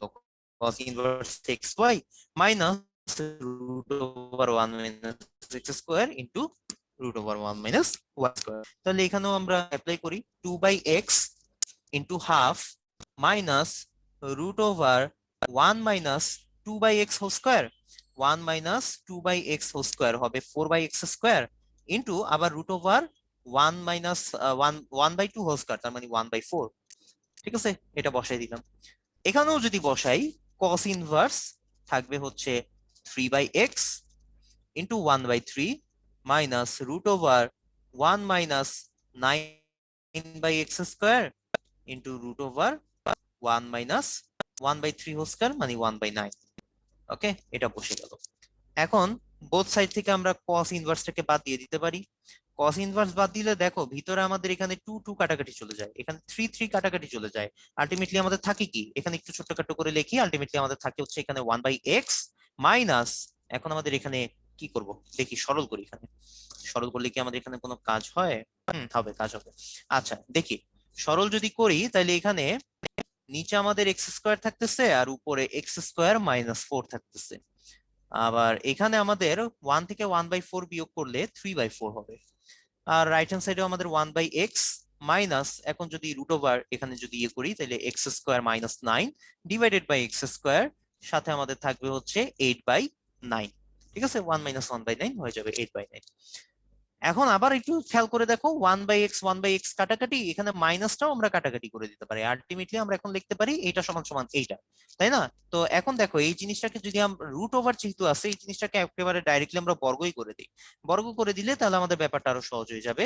তাহলে এখানে হয়ে গেল X square minus 4 divided by X into আমাদের 3 বাই 4, আর এখানে আমাদের হয়ে গেল X square minus 9 divided by X square into 8 by 9। এটা আমাদের হয়ে গেল।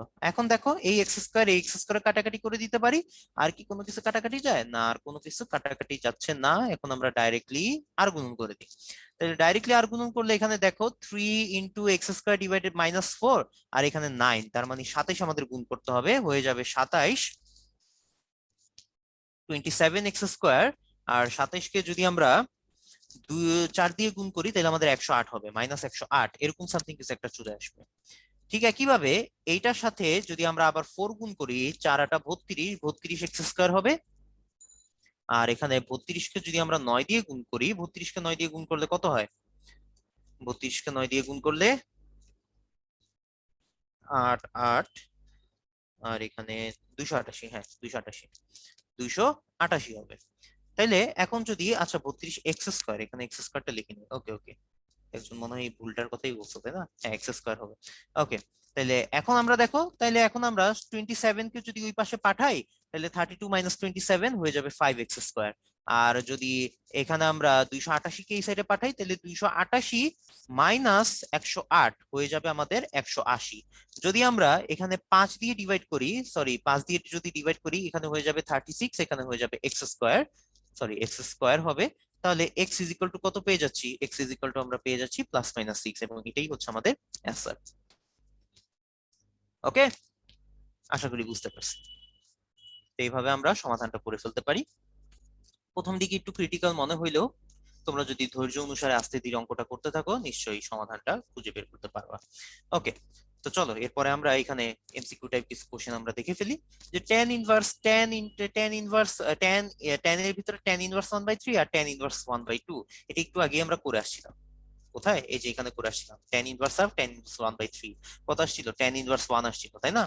তাইলে এখান থেকে আমরা বলে দিতে পারি এটার ভ্যালু আসবে আমাদের tan ইনভার্স 1, কিন্তু তার বাইরে আরেকটা tan আছে, তার বাইরে আরেকটা tan আছে, তাইলে আমাদের আলটিমেটলি 1ই থাকবে। এটাই হচ্ছে আমাদের সঠিক আনসার, উত্তর খ। আচ্ছা, এটা আমরা কিভাবে করতে পারি? এটাও দেখো, এটাও আমরা একটু আগে করে আসছিলাম। ঠিক আছে, এরকম টাইপের ম্যাথ একটু আগে আমরা একটু আগেই করে আসছিলাম। যে এই যে cos inverse √3 sin theta is equal to 2, এই যে এখানে আমাদের ছিল √3 cos theta plus sin x, sorry √3 cos x plus sin x is equal to 1 ছিল, আর এখানে আমাদের 2 দেওয়া। কোনো অসুবিধা নেই, ওইভাবেও আমরা করতে পারবো। কিভাবে করব? এই যে এখানে একটা হাফ আনবো, এখানে একটা হাফ আনলে √3/2 হবে, আর এখানে যদি একটা হাফ আনি, এখানে আমাদের 2/2 ইজ ইকুয়াল টু 1 হয়ে যাবে। তারপর তুমি যদি একইভাবে করতে থাকো লাস্টে যে তুমি 2n পাই প্লাস মাইনাস π/3 পাবা। শুধু আমাদের প্লাস নিয়ে যেহেতু আমাদের এখানে আছে, এটাই আমাদের অ্যান্সার। ঠিক আছে, আশা করি বুঝতে পারছি। তুমি যদি অঙ্কটা করতে থাকো, তুমি এখানে এই সলিউশনটা পেয়ে যাবা। ওকে, এটা আমাদের সলিউশনটা হবে। তো নিজের একটু চেষ্টা করে দেখো, আশা করি জিনিসটা বুঝতে পারবা।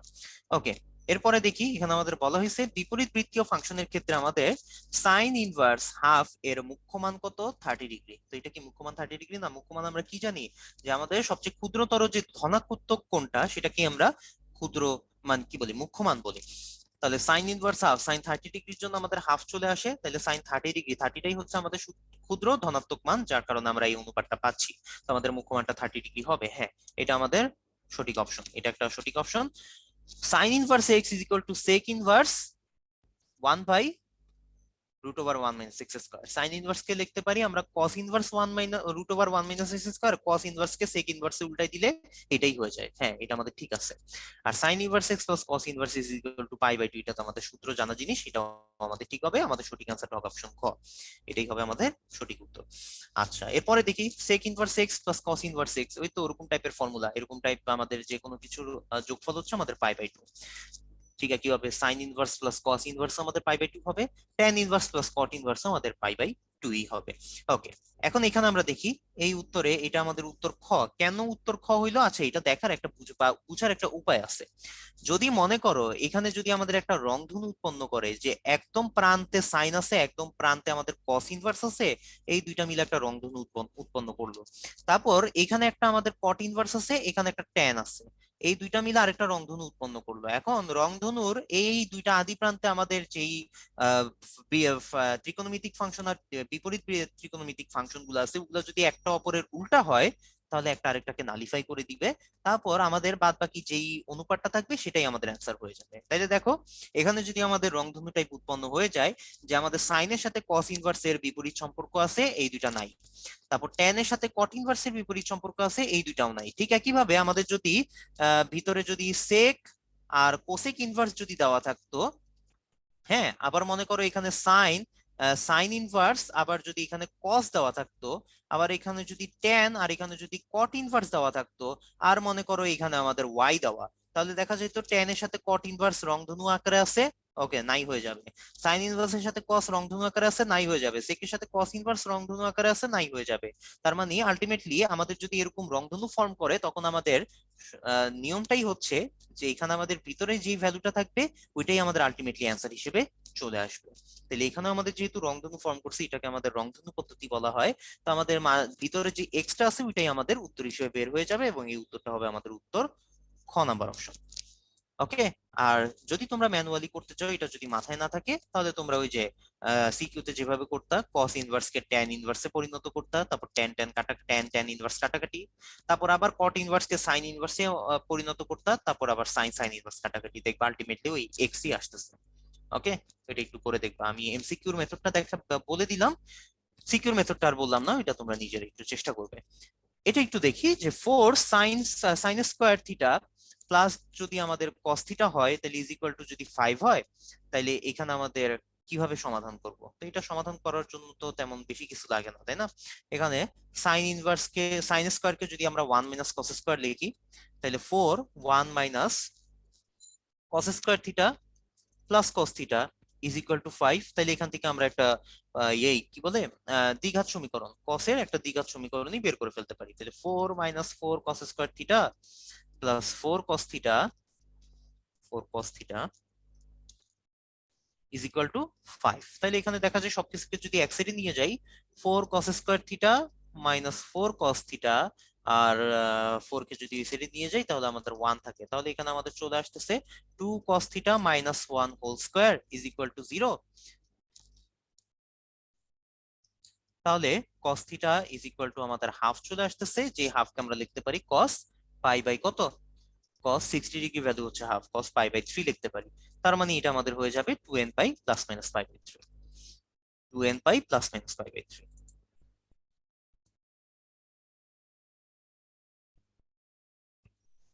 মাইশা বলতেছে ভাইয়া রংধনুর এক প্রান্তে সাইন আর অন্য প্রান্তে সাইন ইনভার্স থাকলে কি ক্যান্সেল আউট হবে না? রংধনু আমি তো বলছি, এই তিনটা জিনিস আর কি মনে রাখবা। ট্যান এর সাথে কট ইনভার্স অথবা ট্যান ইনভার্সের সাথে কট থাকলে ওই দুইটা ক্যান্সেল আউট হবে। সাইন ইনভার্সের সাথে কস অথবা সাইনের সাথে কস ইনভার্স, এই দুইটা যদি রংধনু দুই প্রান্তে থাকে তাহলে আমাদের ক্যান্সেল আউট হবে। আর সেকের সাথে কসেক ইনভার্স অথবা সেক ইনভার্সের সাথে কোসেক, এই দুইটা যদি একত্রে থাকে এইভাবে রংধনুর মাধ্যমে, তাহলে ওই দুইটা ক্যান্সেল আউট হবে। এইভাবে এইভাবে হচ্ছে আমাদের ক্যান্সেল আউট হবে, এছাড়া আর হবে না। ঠিক আছে, এই জিনিসটা যদি মনে রাখতে পারো, তাহলে এই টাইপের এমসিকিউ যদি আসে খুব ইজিলি সলভ করতে পারবা। আর এই কোশ্চেনটা আশা করি বুঝতে পারছি।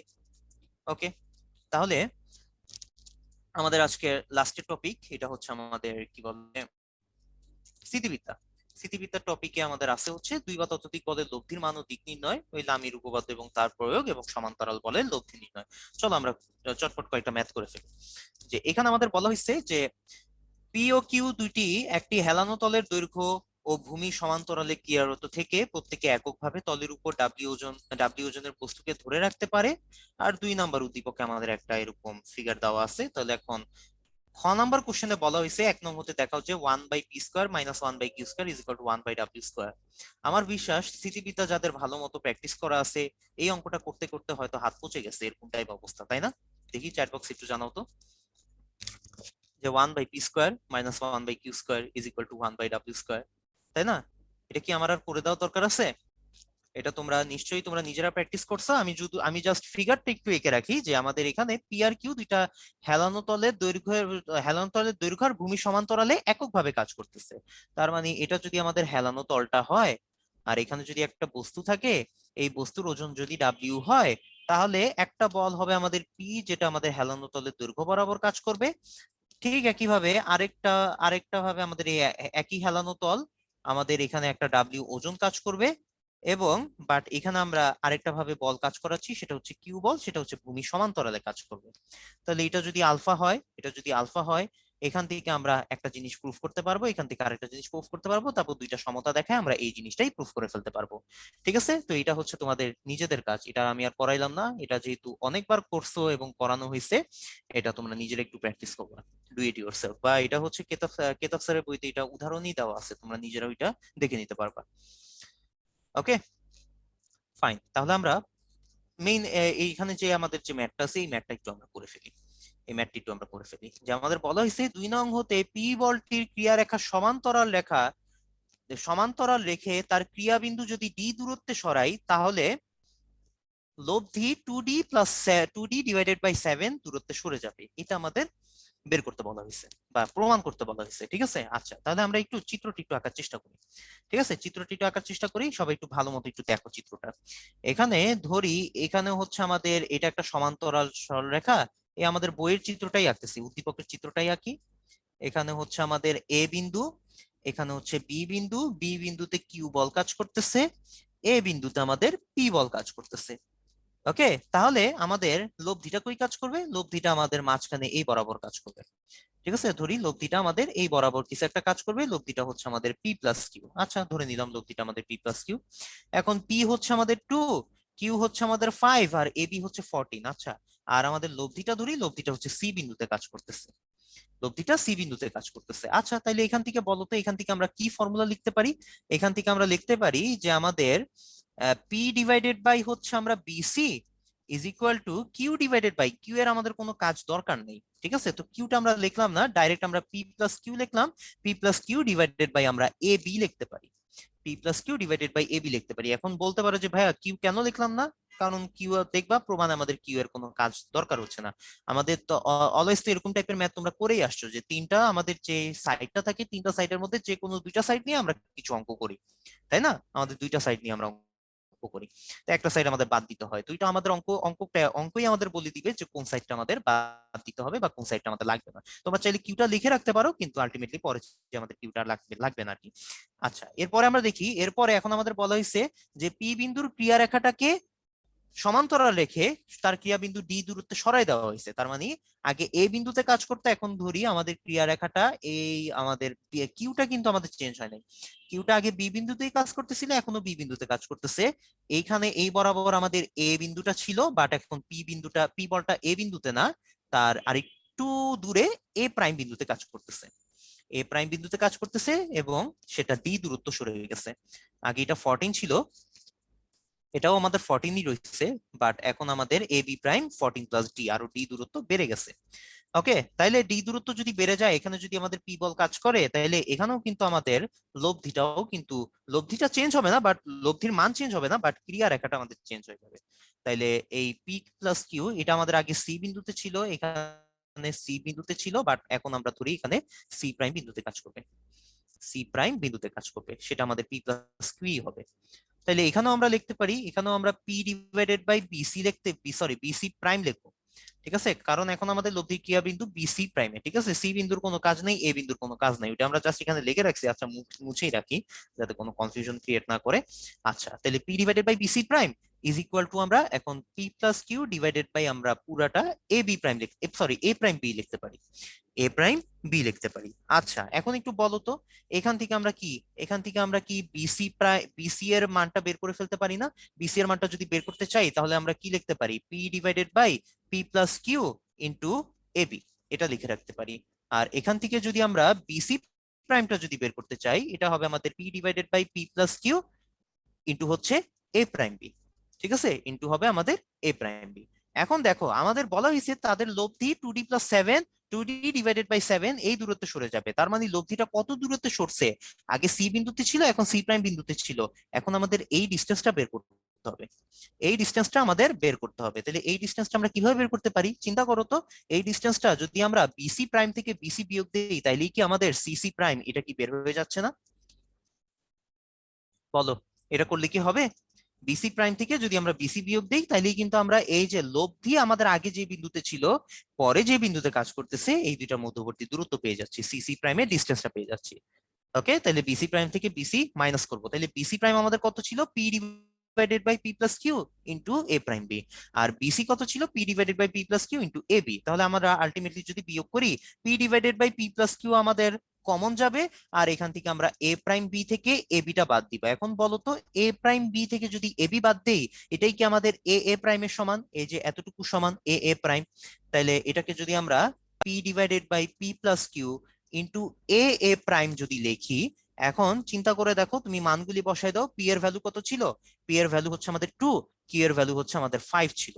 তাইলে 2 ডিভাইডেড বাই 2 প্লাস 5, আর এ এ প্রাইমের ভ্যালু কত ছিল? এ এ প্রাইমের ভ্যালু বলাই হয়েছে আমাদের কোশ্চেনে, ক্রিয়া বিন্দু আমরা ডি দূরত্বে সরাই দিছি, তাহলে এ এ প্রাইম হবে আমাদের ডি। তাহলে আলটিমেটলি এটা আমাদের চলে আসতেছে 2d ডিভাইডেড বাই 7। দেখো, 2d ডিভাইডেড বাই 7ই চলে আসতেছে, এখানে আর জায়গা নেই, এখানে লেখাই 2d ডিভাইডেড বাই 7, এটাই চলে আসতেছে আমাদের। এই লব্ধির ক্রিয়া বিন্দুটা আমাদের এতটুকু দূরত্বে সরে যাচ্ছে। ওকে, বুঝতে পারছি জিনিসটা? আশা করি একটু বুঝে থাকলে আমাকে একটু ক্লিয়ার লিখে জানাই দাও কাইন্ডলি।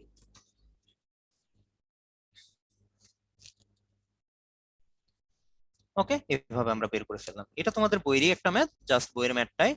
বইয়ের ম্যাথটা ছিল হচ্ছে ওই যে এরকম একটা ম্যাথ ছিল যে এক্স দূরত্বে সরাইলে আমাদের লব্ধিটা হচ্ছে P X divided by P plus Q, এত দূরত্ব সরে যাবে। তো ওইটাই আসলে এইটা, এক্স এর জায়গায় ডি দিয়ে দিছে আর পি আর কিউ এর ভ্যালু দিয়ে দিছে, বাস আমাদের এই প্রমাণটা আর কি করতে বলছে। তো একইভাবে করলে আমরা কনসেপ্টটা বা প্রসেসটা যদি মনে রাখি, ম্যাথ আমাদের ভ্যালু গুলা দিয়ে দেখ বা যেভাবেই পরিবর্তন করো প্রসেসটা আমাদের সেম থাকবে, ঠিক আছে? ওই প্রসেসই আমরা করে যেতে পারবো, দুগুলা প্র্যাকটিস করে করে আয়ত্তে রাখতে হবে আর কি। ওকে, এরপরে ম্যাথ এটা একটু আমরা দেখি যে এল দৈর্ঘ্য বিশিষ্ট একটি সুতার এক প্রান্তে একটি উলম্ব দেয়ালে আটকানো এবং অন্য প্রান্ত এ ব্যাসার্ধ বিশিষ্ট একটি গোলকের সাথে যুক্ত আছে। এটা তোমাদের বইয়েরই একটা ম্যাথ, তাই না? তো আমরা ফিগারটা যদি একটু দেখি, ফিগারটা আমাদের দেখতে কিরকম, এটা যদি আমাদের দেয়ালটা হয়, ঠিক আছে, এটা যদি আমাদের দেয়াল হয়, তাহলে এখানে আমাদের কি বলা আছে যে একটা এ দৈর্ঘ্য বিশিষ্ট একটা, সরি, এ ব্যাসার্ধ বিশিষ্ট একটা গোলক। তাহলে এখানে যদি আমাদের এ ব্যাসার্ধ বিশিষ্ট গোলকটা থাকে, গোলকটা ঠিকঠাক মতো কি, এই তো, এটা যদি আমাদের গোলক হয়, তাহলে এটা হচ্ছে আমাদের এ ব্যাসার্ধ বিশিষ্ট একটা গোলক। তারপর এল দৈর্ঘ্য বিশিষ্ট একটা সুতা দিয়ে আটকানো আছে, তাহলে ধরি এটাই হচ্ছে আমাদের এল দৈর্ঘ্য বিশিষ্ট সুতা, এখানে আমাদের আটকানো ছিল এবং গোলকের সাথে এই এখানে আমাদের আটকানো থাকবে। তো এটা হচ্ছে আমাদের এল, আর গোলকের ব্যাসার্ধ এটা হচ্ছে আমাদের এ। তাহলে এটা যদি এ হয়, এটাও আমাদের এ হবে, ঠিক আছে, এটাও আমাদের এ হবে। ওকে, তাহলে এটাও যদি এ হয়, এখন আমাদের বলা হয়েছে যে এই গোলকটির ওজন যদি ডাব্লিউ হয়, তাহলে আমরা ওজন গুলো একটু দেখি কোথায় কোথায় আমাদের কাজ করতেছে। গোলকের ওজন ডাব্লিউ এটা আমাদের নিচের দিকে কাজ করবে, সুতার টানটি এটা আমাদের এই দিক বরাবর কাজ করবে, তাই না? সুতার টানটি এই দিক বরাবর কাজ করবে। আরেকটা টানা আরেকটা বল আমাদের কাজ করবে, সেটা হবে আমাদের প্রতিক্রিয়া বল। প্রতিক্রিয়া বলটা হচ্ছে এই যে দুইটা আমাদের সলিড সারফেস, যে কন্টাক্ট পয়েন্ট আছে, সেই কন্টাক্ট পয়েন্টের উপর লম্বভাবে বিপরীত সাইড আমাদের থাকবে, এটাই হয়ে যাবে আমাদের প্রতিক্রিয়া বল, যেটাকে আমরা আর দিয়ে সূচিত করতেছি। ওকে, তাহলে এটাকে যদি আমরা এ বিন্দু দেই, এটাকে যদি ও বিন্দু দেই, আর এটাকে যদি বি বিন্দু দেই, তাহলে এখন একটু দেখো তো, ত্রিভুজ এ ও বি, এখানে আমাদের কোণ এ ও বিটাকে আমরা থিটা ধরে নিচ্ছি, ঠিক আছে? এ ও এটাকে আমরা বলতে পারতেছি এ প্লাস এল, আর ও বি এটাকে আমরা বলতেছি অনলি এ, ঠিক আছে, এটাকে আমরা বলতেছি অনলি এ। তাহলে সুতরাং অনলি এ বি যদি আমরা বের করতে চাই, এটা হবে রুট ওভার ও এ স্কোয়ার মাইনাস ও বি স্কোয়ার। ওকে, তাইলে ও এ স্কোয়ার কত, ও এ স্কোয়ার এটা আমাদের হবে হচ্ছে এ প্লাস এল হোল স্কোয়ার, আর ও বি স্কোয়ার এটা আমাদের কত হবে, এটা আমাদের হবে অনলি এ স্কোয়ার। তাইলে এটা আমাদের হয়ে যাচ্ছে 2al প্লাস এল স্কোয়ার, ঠিক আছে, এটা পেয়ে গেলাম। তাইলে এখন যদি আমরা ও বিন্দুতে লামির উপপাদ্যটা যদি অ্যাপ্লাই করি, তাহলে লামির উপপাদ্য আমাদের বলে এখানে আমাদের তিনটা বল কাজ করতেছে, তিনটা বল মিলে আমাদের সাম্যাবস্থা তৈরি করতেছে। তাহলে টি ডিভাইডেড বাই সামথিং পাবো, আর এখানে আমরা ডাব্লিউ ডিভাইডেড বাই সামথিং পাবো। আর আর ডিভাইডেড বাই সামথিং ওটা আমাদের লেখার দরকার নেই, কারণ আমাদের কোশ্চেনে আর বলে কোনো কিছু নাই, বা প্রমাণে আমাদের কোনো আর বলে কোনো কিছু দেখার দরকার নাই। তাহলে টি ডিভাইডেড বাই কত লিখতে পারি, আমাদের এই কোণটা হচ্ছে আমাদের 90 ডিগ্রি, সাইন 90। আর ডাব্লিউ ডিভাইডেড বাই কত লিখতে পারি, ডাব্লিউ ডিভাইডেড বাই আমাদের আর আর টি এর মধ্যবর্তী কোণ, এটা লিখতে পারি, এই কোণটা আমাদের হবে 180 ডিগ্রি মাইনাস থিটা, ঠিক আছে? তাহলে সাইন 180 মাইনাস থিটা, এটা লিখে রাখতে পারি। তাইলে T divided by sine theta, sine 90 degree, sine 90 degree value কত, 1।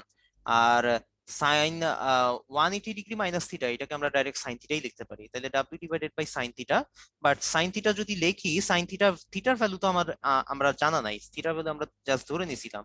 তো থিটাকে আমাদের রিপ্লেস করে জানা একটা কিছুতে আমাদের কনভার্ট করে ফেলতে হবে। তাহলে আমরা এই ত্রিভুজটা দিয়ে তখন আমরা কি করতাম, এই ত্রিভুজটাকে আমরা টার্গেট করতাম। এই ত্রিভুজটাই যদি আমরা সাইন থিটা যদি অ্যাপ্লাই করি, সাইন থিটা মানে হচ্ছে লম্ব বাই অতিভুজ, তাহলে লম্ব হচ্ছে এবি, অতিভুজ হচ্ছে আমাদের ও এ। তাহলে W divided by A B by O A, এটা আমরা লিখতে পারি, ঠিক আছে? তাহলে W into O A divided by A B, তাহলে আলটিমেটলি আমাদের ও এ কত চলে আসতেছে, ও এ আমাদের চলে আসতেছে হচ্ছে এ প্লাস এল, যেটা আমরা এই যে এখান থেকে আমরা পাচ্ছি। আর এ বি কত ছিল, এ বি কত ছিল, এই যে 2al plus L square, root over 2al plus L square.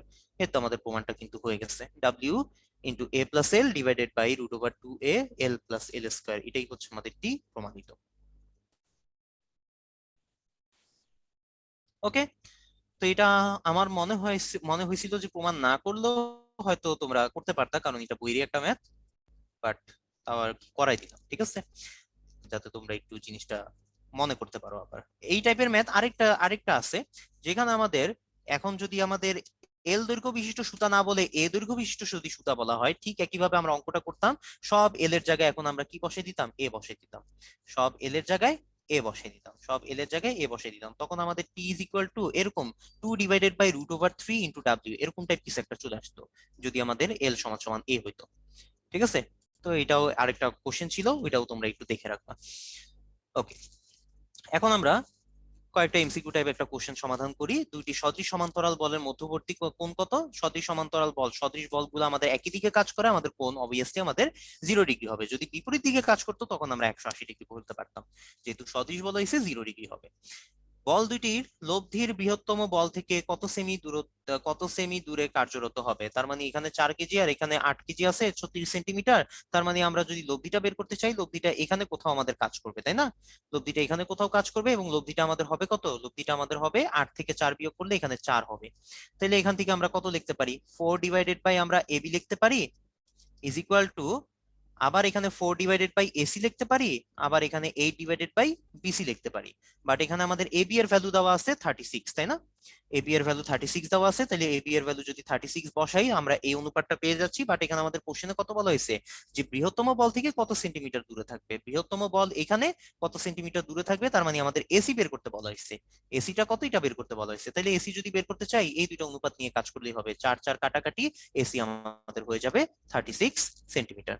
এটাই হচ্ছে আমাদের অ্যান্সার, 36 সেন্টিমিটার, এবং খ নাম্বারটাই হচ্ছে আমাদের অ্যান্সার। ওকে, এখানে আমাদের শর্টকাটটা বলা আছে, শর্টকাটটা কেউ যদি মুখস্থ রাখতে পারো তাহলে খুবই ভালো, কোনো অসুবিধা নেই। বা শর্টকাট যদি কেউ মনে নাও রাখতে পারো, এইভাবে ফর্মুলা দিও। আমরা এগুলো করতে আসলে এত বেশি সময় লাগে না, তো শর্টকাট মনে রাখা বা না মনে রাখা প্রায় একই বলা যায়। ঠিক আছে, তো এইভাবে আমরা এই ম্যাথটা করে রাখতে পারি।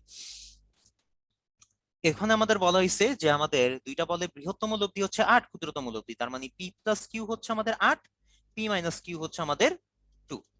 ঠিক আছে, তাইলে যদি আমরা পি আর কিউ এর ভ্যালু যদি বের করতে চাই, দুইটা যোগ করলেই আমরা পি এর ভ্যালুটা পেয়ে যাবো। তাহলে 2p যোগ করলে 2p is equal two 10, P is equal two 5 চলে আসে। তাহলে আমাদের পি এর ভ্যালু হচ্ছে 5। এখানে আমাদের পি এর মান কোনটা? পি এর ভ্যালু হচ্ছে 5। তো কিউ এর ভ্যালু যদি বের করতে বলে, কিউ এর ভ্যালু এই যে 3, দুইটা যদি আমরা বিয়োগ করি তাহলে 2q ইজ ইকুয়াল টু 6 পেয়ে যাবো, কিউ ইজ ইকুয়াল টু আমরা 3 নিউটন পাবো। তো এইভাবে আমরা পেয়ে যেতে পারি। এখন বলছে বলদ্বয়ের মধ্যবর্তী কোণ যদি 60 ডিগ্রি হয় তাহলে লব্ধির মান কত? ওই যে লব্ধি সূত্র, R square, R is equal to root over P square plus Q square plus 2pq cos alpha. তাহলে পি এর ভ্যালু জানি 5, কিউ এর ভ্যালু জানি 3, 5 square plus 3 square plus 2 into 5 into 3 into cos 60 degree. Answer চলে আসবে 7 Newton, এবং এটাই হচ্ছে আমাদের অ্যান্সার। ওকে, এরপরে দেখি এখানে আমাদের কি বলা হয়েছে। একজন ফেরিওয়ালা 1000 সেন্টিমিটার দীর্ঘ একটি বাঁশের দুই প্রান্তে রক্ষিত পাত্রের একটিতে 10 কেজি, অন্যটিতে 6 কেজি সবজি বহন করতেছে। কম ওজনের পাত্র হতে বাঁশটির কোন স্থানে কাঁধ স্থাপন করলে সে আনুভূমিকভাবে সহজে বহন করতে পারবে, মানে সে হচ্ছে ব্যালেন্সে থাকবে আর কি। ঠিক আছে, সহজে বহন করতে পারবে, এটা মানে হচ্ছে তাকে ব্যালেন্সে থাকতে হবে। তার মানে ধরি এটাই হচ্ছে আমাদের ফেরিওয়ালাটা। ঠিক আছে, তাইলে ফেরিওয়ালাটা এমনি হচ্ছে আমাদের এই জিনিসটা ধরে রাখছে। ঠিক আছে, তাহলে এই বাঁশটার দৈর্ঘ্য কত? 1000 সেন্টিমিটার। বাঁশটার দৈর্ঘ্য হচ্ছে 1000 সেন্টিমিটার। আচ্ছা, তার মানে এখানে যদি এ প্রান্ত থাকে আর এখানে যদি বি প্রান্ত থাকে, এ থেকে বি প্রান্তের ইয়ে হচ্ছে আমাদের 1000 সেন্টিমিটার। ওকে, কি বলা হয়েছে এরপর? এরপর বলা হয়েছে একটিতে 10 কেজি আর একটিতে 6 কেজি। তার মানে ধরি এ বিন্দুতে হচ্ছে আমাদের 10 কেজি, আর বি বিন্দুতে হচ্ছে আমাদের 6 কেজি ওজন বহন করা হয়েছে। তাইলে এখন শেষ সে তখনই হচ্ছে এই বাঁশটা কাঁধে স্থাপন করে সহজে বহন করতে পারবে যখন এই দুইটা বলের লব্ধির যে বিন্দুটা, লব্ধির বিন্দুটা যাতে তার কাঁধ বরাবরই যাতে থাকে, লব্ধির বিন্দুটা যাতে তার কাঁধ বরাবরই থাকে, তাহলেই সে হচ্ছে এই জিনিসটা খুব ইজিলি বহন করতে পারবে। তাহলে তার কাঠটাই যদি লব্ধির প্রয়োগ বিন্দু হয় সি, তাহলে এই লব্ধিটা যদি আমরা বের করতে চাই, লব্ধিটা কত হবে? নিশ্চয়ই 10 প্লাস 6 আমাদের কত? 16 কেজি হবে। ঠিক আছে, তাহলে এটা যদি সি বিন্দু হয়, তাহলে এখন আমাদের কোশ্চেনে কি বলা হয়েছে? কম ওজনের পাত্রটি হতে বাঁশটি কোন স্থানে স্থাপন করলে সেটি আনুভূমিক পাবে। তার মানে আমাদের কম ওজনটা হচ্ছে 6, 6 থেকে আমাদের বাঁশ এই লব্ধির দূরত্ব, তার মানে আমাদের বিসি এর দৈর্ঘ্যটা বের করতে হবে। ঠিক আছে, বিসিটা বের করতে হবে। তো এটা ওই আগের ওইভাবেই আমরা বের করে ফেলতে পারি। 10 ডিভাইডেড বাই আমরা লিখতে পারি বিসি 6 আমরা লিখতে পারি এসি, আর 16 আমরা লিখতে পারি এবি।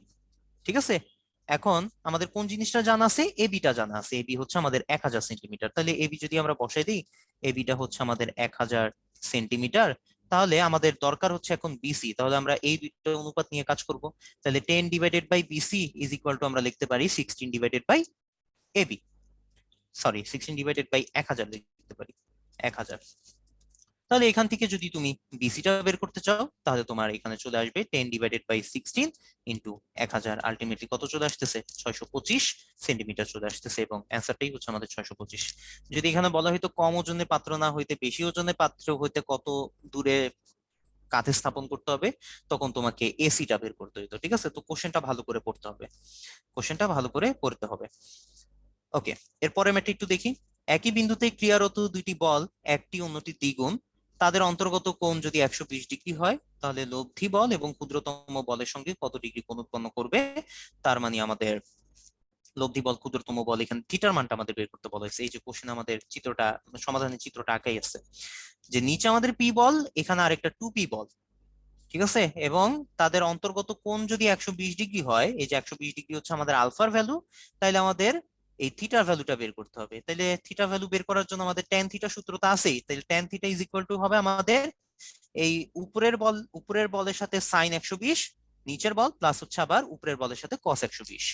তাহলে এটা যদি করি, তাহলে দেখা যায় উপরে নিচে আমাদের পিপি কাটাকাটি চলে যায়। পিপি কাটাকাটি, যে যদি আমরা সাইন 120 কস 120, সাইন 120 এর ভ্যালু হচ্ছে আমাদের -√3/2, আর কস 120 এর ভ্যালু হচ্ছে আমাদের -½ ঠিক আছে, -½ এগুলো যদি বসে আমরা ক্যালকুলেট করি, দেখা যাবে আমাদের চলে আসতেছে tan theta is equal two কত, হয়তো অসংজ্ঞায়িত কিছু একটা চলে আসবে। হ্যাঁ, নিচে আমাদের 0 চলে আসবে। ঠিক আছে, ক্যালকুলেট করে দেখো, নিচে আমাদের, উপরে আমাদের যাই থাকুক, নিচে আমাদের 0 আসবে। তার মানে এটি কি? এটা আমাদের অসংজ্ঞায়িত। তাহলে ট্যান কত ডিগ্রির জন্য আমাদের অসংজ্ঞায়িত আসে? ট্যান কত ডিগ্রির জন্য আমাদের অসংজ্ঞায়িত আসে? 90 ডিগ্রির জন্য। তার মানে আমাদের থিটার ভ্যালুটা কত হবে? 90 ডিগ্রি, এবং এটাই হচ্ছে আমাদের অপশন ক নাম্বার অপশন। ঠিক আছে, তো অসংজ্ঞায়িত হইলে কি আবার ভয় পেয়ে যাওয়া হয় না, কারণ আমাদের সামনে তো ট্যান থিটা আছে, তো অসংজ্ঞায়িত কিছু আসলে ওইটার জন্য আমরা 90 ডিগ্রি বসে দিতে পারবো। ওকে, এরপরে কোশ্চেনটা দেখি। আনুভূমিক আনুভূমিক দিকে আনুভূমিকের সাথে 30 ডিগ্রি কোণে ক্রিয়াশীল দুটি বল 5 একক ওজনের বস্তুকে স্থিরভাবে ধরে রাখে, বল দুটির মান কত? আচ্ছা, আনুভূমিক দিকে হচ্ছে আমাদের পি বল, আর আনুভূমিকের সাথে আমাদের 30 ডিগ্রি কোণে, এই 30 ডিগ্রি কোণে আমাদের কিউ বলটা। ঠিক আছে, এটা হচ্ছে পি বলটা হচ্ছে আনুভূমিকের সাথে, আর কিউ বলটা হচ্ছে আনুভূমিকের সাথে 30 ডিগ্রি কোণে। এই দুইটা বল হচ্ছে 5 কেজি একটা বলকে, সরি 5 কেজি ওজনের একটা বস্তুকে স্থিরভাবে ধরে রাখতেছে। তার মানে এখানে আমরা লামি সূত্র অ্যাপ্লাই করতে পারবো। এটা যদি 30 ডিগ্রি হয়, এই পাশে 150 হবে, আর যেহেতু আমাদের বস্তুর ওজনটা আমাদের নিচের দিকে কাজ করবে, আর এখানে আমাদের আনুভূমিক বলটা আছে, এই দুইটার মধ্যবর্তী কোণ আমাদের 90 ডিগ্রি হবে। তো সম্ভাব্য সকল কোণ আমরা বের করে ফেলতে পারছি। সম্ভাব্য সকল কোণ বের করে রাখতে পারলে, এখন বল দুইটির মান যদি বের করতে চাই, তাহলে আমরা লামির উপপাদ্য প্রয়োগ করব। পি ডিভাইডেড বাই আমাদের এই কোণটা, যেটা হয়ে যাবে আমাদের 90 + 30 120 ডিগ্রি, কিউ ডিভাইডেড বাই আমাদের হয়ে যাবে এই কোণটা 90 ডিগ্রি, আর 5 ডিভাইডেড বাই হয়ে যাবে আমাদের এই কোণটা 150 ডিগ্রি। তারপর যদি আমরা এখানে ফার্দার হিসাব নিকাশ করি, প্রথমটার লাস্টেরটার অনুপাত নিয়ে যদি আমরা হিসাব নিকাশ করি, এটা পেয়ে যাব। তারপর সেকেন্ড আর লাস্টের অনুপাতটা নিয়ে যদি হিসাব নিকাশ করি, এটা পেয়ে যাব। তাহলে পি আর কিউ এর ভ্যালুটা হচ্ছে 5√3, আর কিউ ইজ ইকুয়াল টু 10। ওকে, তাহলে আমাদের অ্যান্সারটা হচ্ছে অপশন খ। আশা করি এখানে আর বোঝানোর মতো কোনো কিছু নাই। চিত্রটা যদি ভালো মতো বুঝতে পারো, তাহলে লামির উপপাদ্য অ্যাপ্লাই করে, এখানে আমরা লামি অ্যাপ্লাই করছি, লামির উপপাদ্য অ্যাপ্লাই করে আমরা বাদবাকি কাজটা করে ফেলতে পারি। কারো কি কোনো কোশ্চেন আছে? পি ধনাত্মক দিকে ধরলাম কেন? আচ্ছা, খুবই ভালো একটা কোশ্চেন।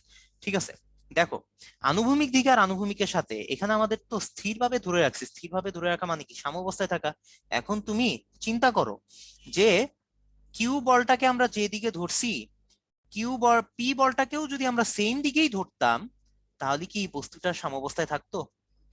তখন কি একটা লব্ধি তৈরি হইতো না? বলো, এটা কি আমাদের কোনো কম্বিনেশন হইতে পারবে, যে পি বল কিউ বল একই সাইডে থাকলো, আর 5 নিউটন বলটাকে আমাদের হচ্ছে এইভাবে ধরে রাখলো? তাইলে কিন্তু এখানে কোনো স্থির অবস্থার সৃষ্টি হবে না। তুমি চিন্তা করে দেখো, একটা বস্তুকে তোমরা দুইজন বন্ধু মিলে একই দিকেই টানতেছো, তাহলে ওই বস্তুটা স্থির থাকবে না, ওই বস্তু তোমাদের দিকেই চলে আসবে।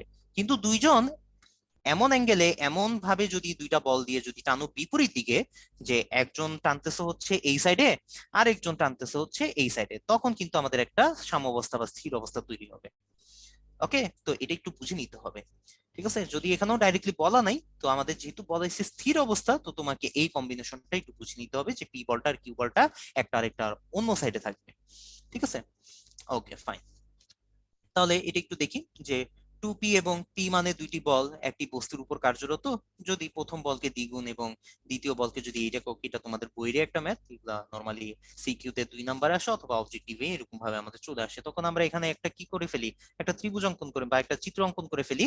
যে আমাদের প্রথমে বলা হয়েছে যে প্রথমে আমাদের পি আর 2p মানের একটা বল এখানে কাজ করতেছিল, 2p, আর এখানে p মানের বল ঠিক একই সাথে এখন প্রথম বলটাকে দ্বিগুণ করছে, তার মানে প্রথম বলটা এখন হয়ে যাবে আমাদের 2p × 2 4p, এতটুকু আমাদের 4p। আর দ্বিতীয় বলটাকে আমাদের 8 একক, তাহলে প্রথমে যদি পি হয় পরে আমাদের পুরাটা p+8 হয়ে যাবে। তাহলে বলা হয় তাদের লব্ধির দিক কোনো পরিবর্তন হবে না, লব্ধির দিক যদি পরিবর্তন না হয় এখানে আমরা একটা সদৃশ ত্রিভুজ পেয়ে যাব, দুইটা সদৃশ ত্রিভুজ পেয়ে যাব। কোন দুইটা সদৃশ ত্রিভুজ? একটা হচ্ছে এই সদৃশ ত্রিভুজ, আরেকটা হচ্ছে আমাদের এই সদৃশ ত্রিভুজটা, এই দুইটা সদৃশ ত্রিভুজ পেয়ে যাব। তাইলে দুইটা সদৃশ ত্রিভুজ যদি আমরা পেয়ে যাই, দুইটা সদৃশ ত্রিভুজে যদি আমরা সদৃশতার অনুপাত যদি বসাই, তাহলে আমাদের ছোট্ট ত্রিভুজে, এই ছোট্ট ত্রিভুজে আমাদের পি বল, এটাকেই আমরা এখানেও পি বল হিসেবে বলতে পারি।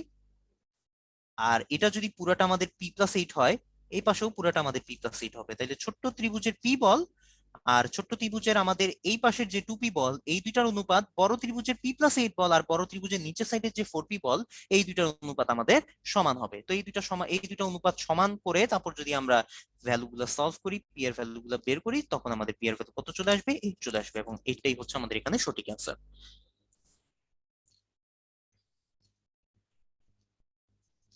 ঠিক আছে, আচ্ছা, তাহলে আজকে এগুলাই হচ্ছে আমাদের আলোচনার বিষয় ছিল। তো আশা করি সবাই একটু ভালো মতো বোঝার চেষ্টা করছো।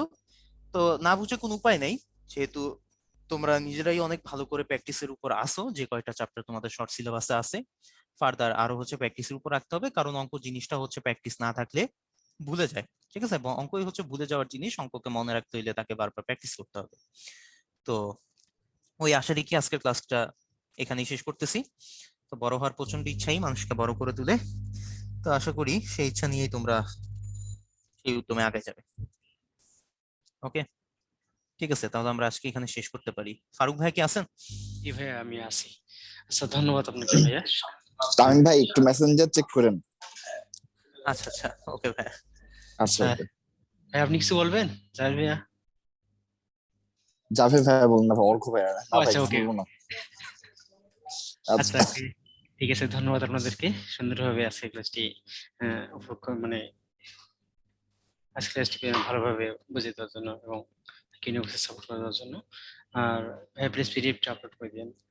আর জি জি ভাই, অবশ্যই। আপনারা চাইলে লিভ নিতে পারেন ভাইয়া। ওকে, আসসালামু আলাইকুম। আর প্রিয় শিক্ষার্থীবৃন্দ, তোমাদের যদি কোনো প্রশ্ন থাকে উদ্দেশ্য সম্পর্কিত, তোমরা চাইলে চ্যাট বক্সে জানাতে পারো।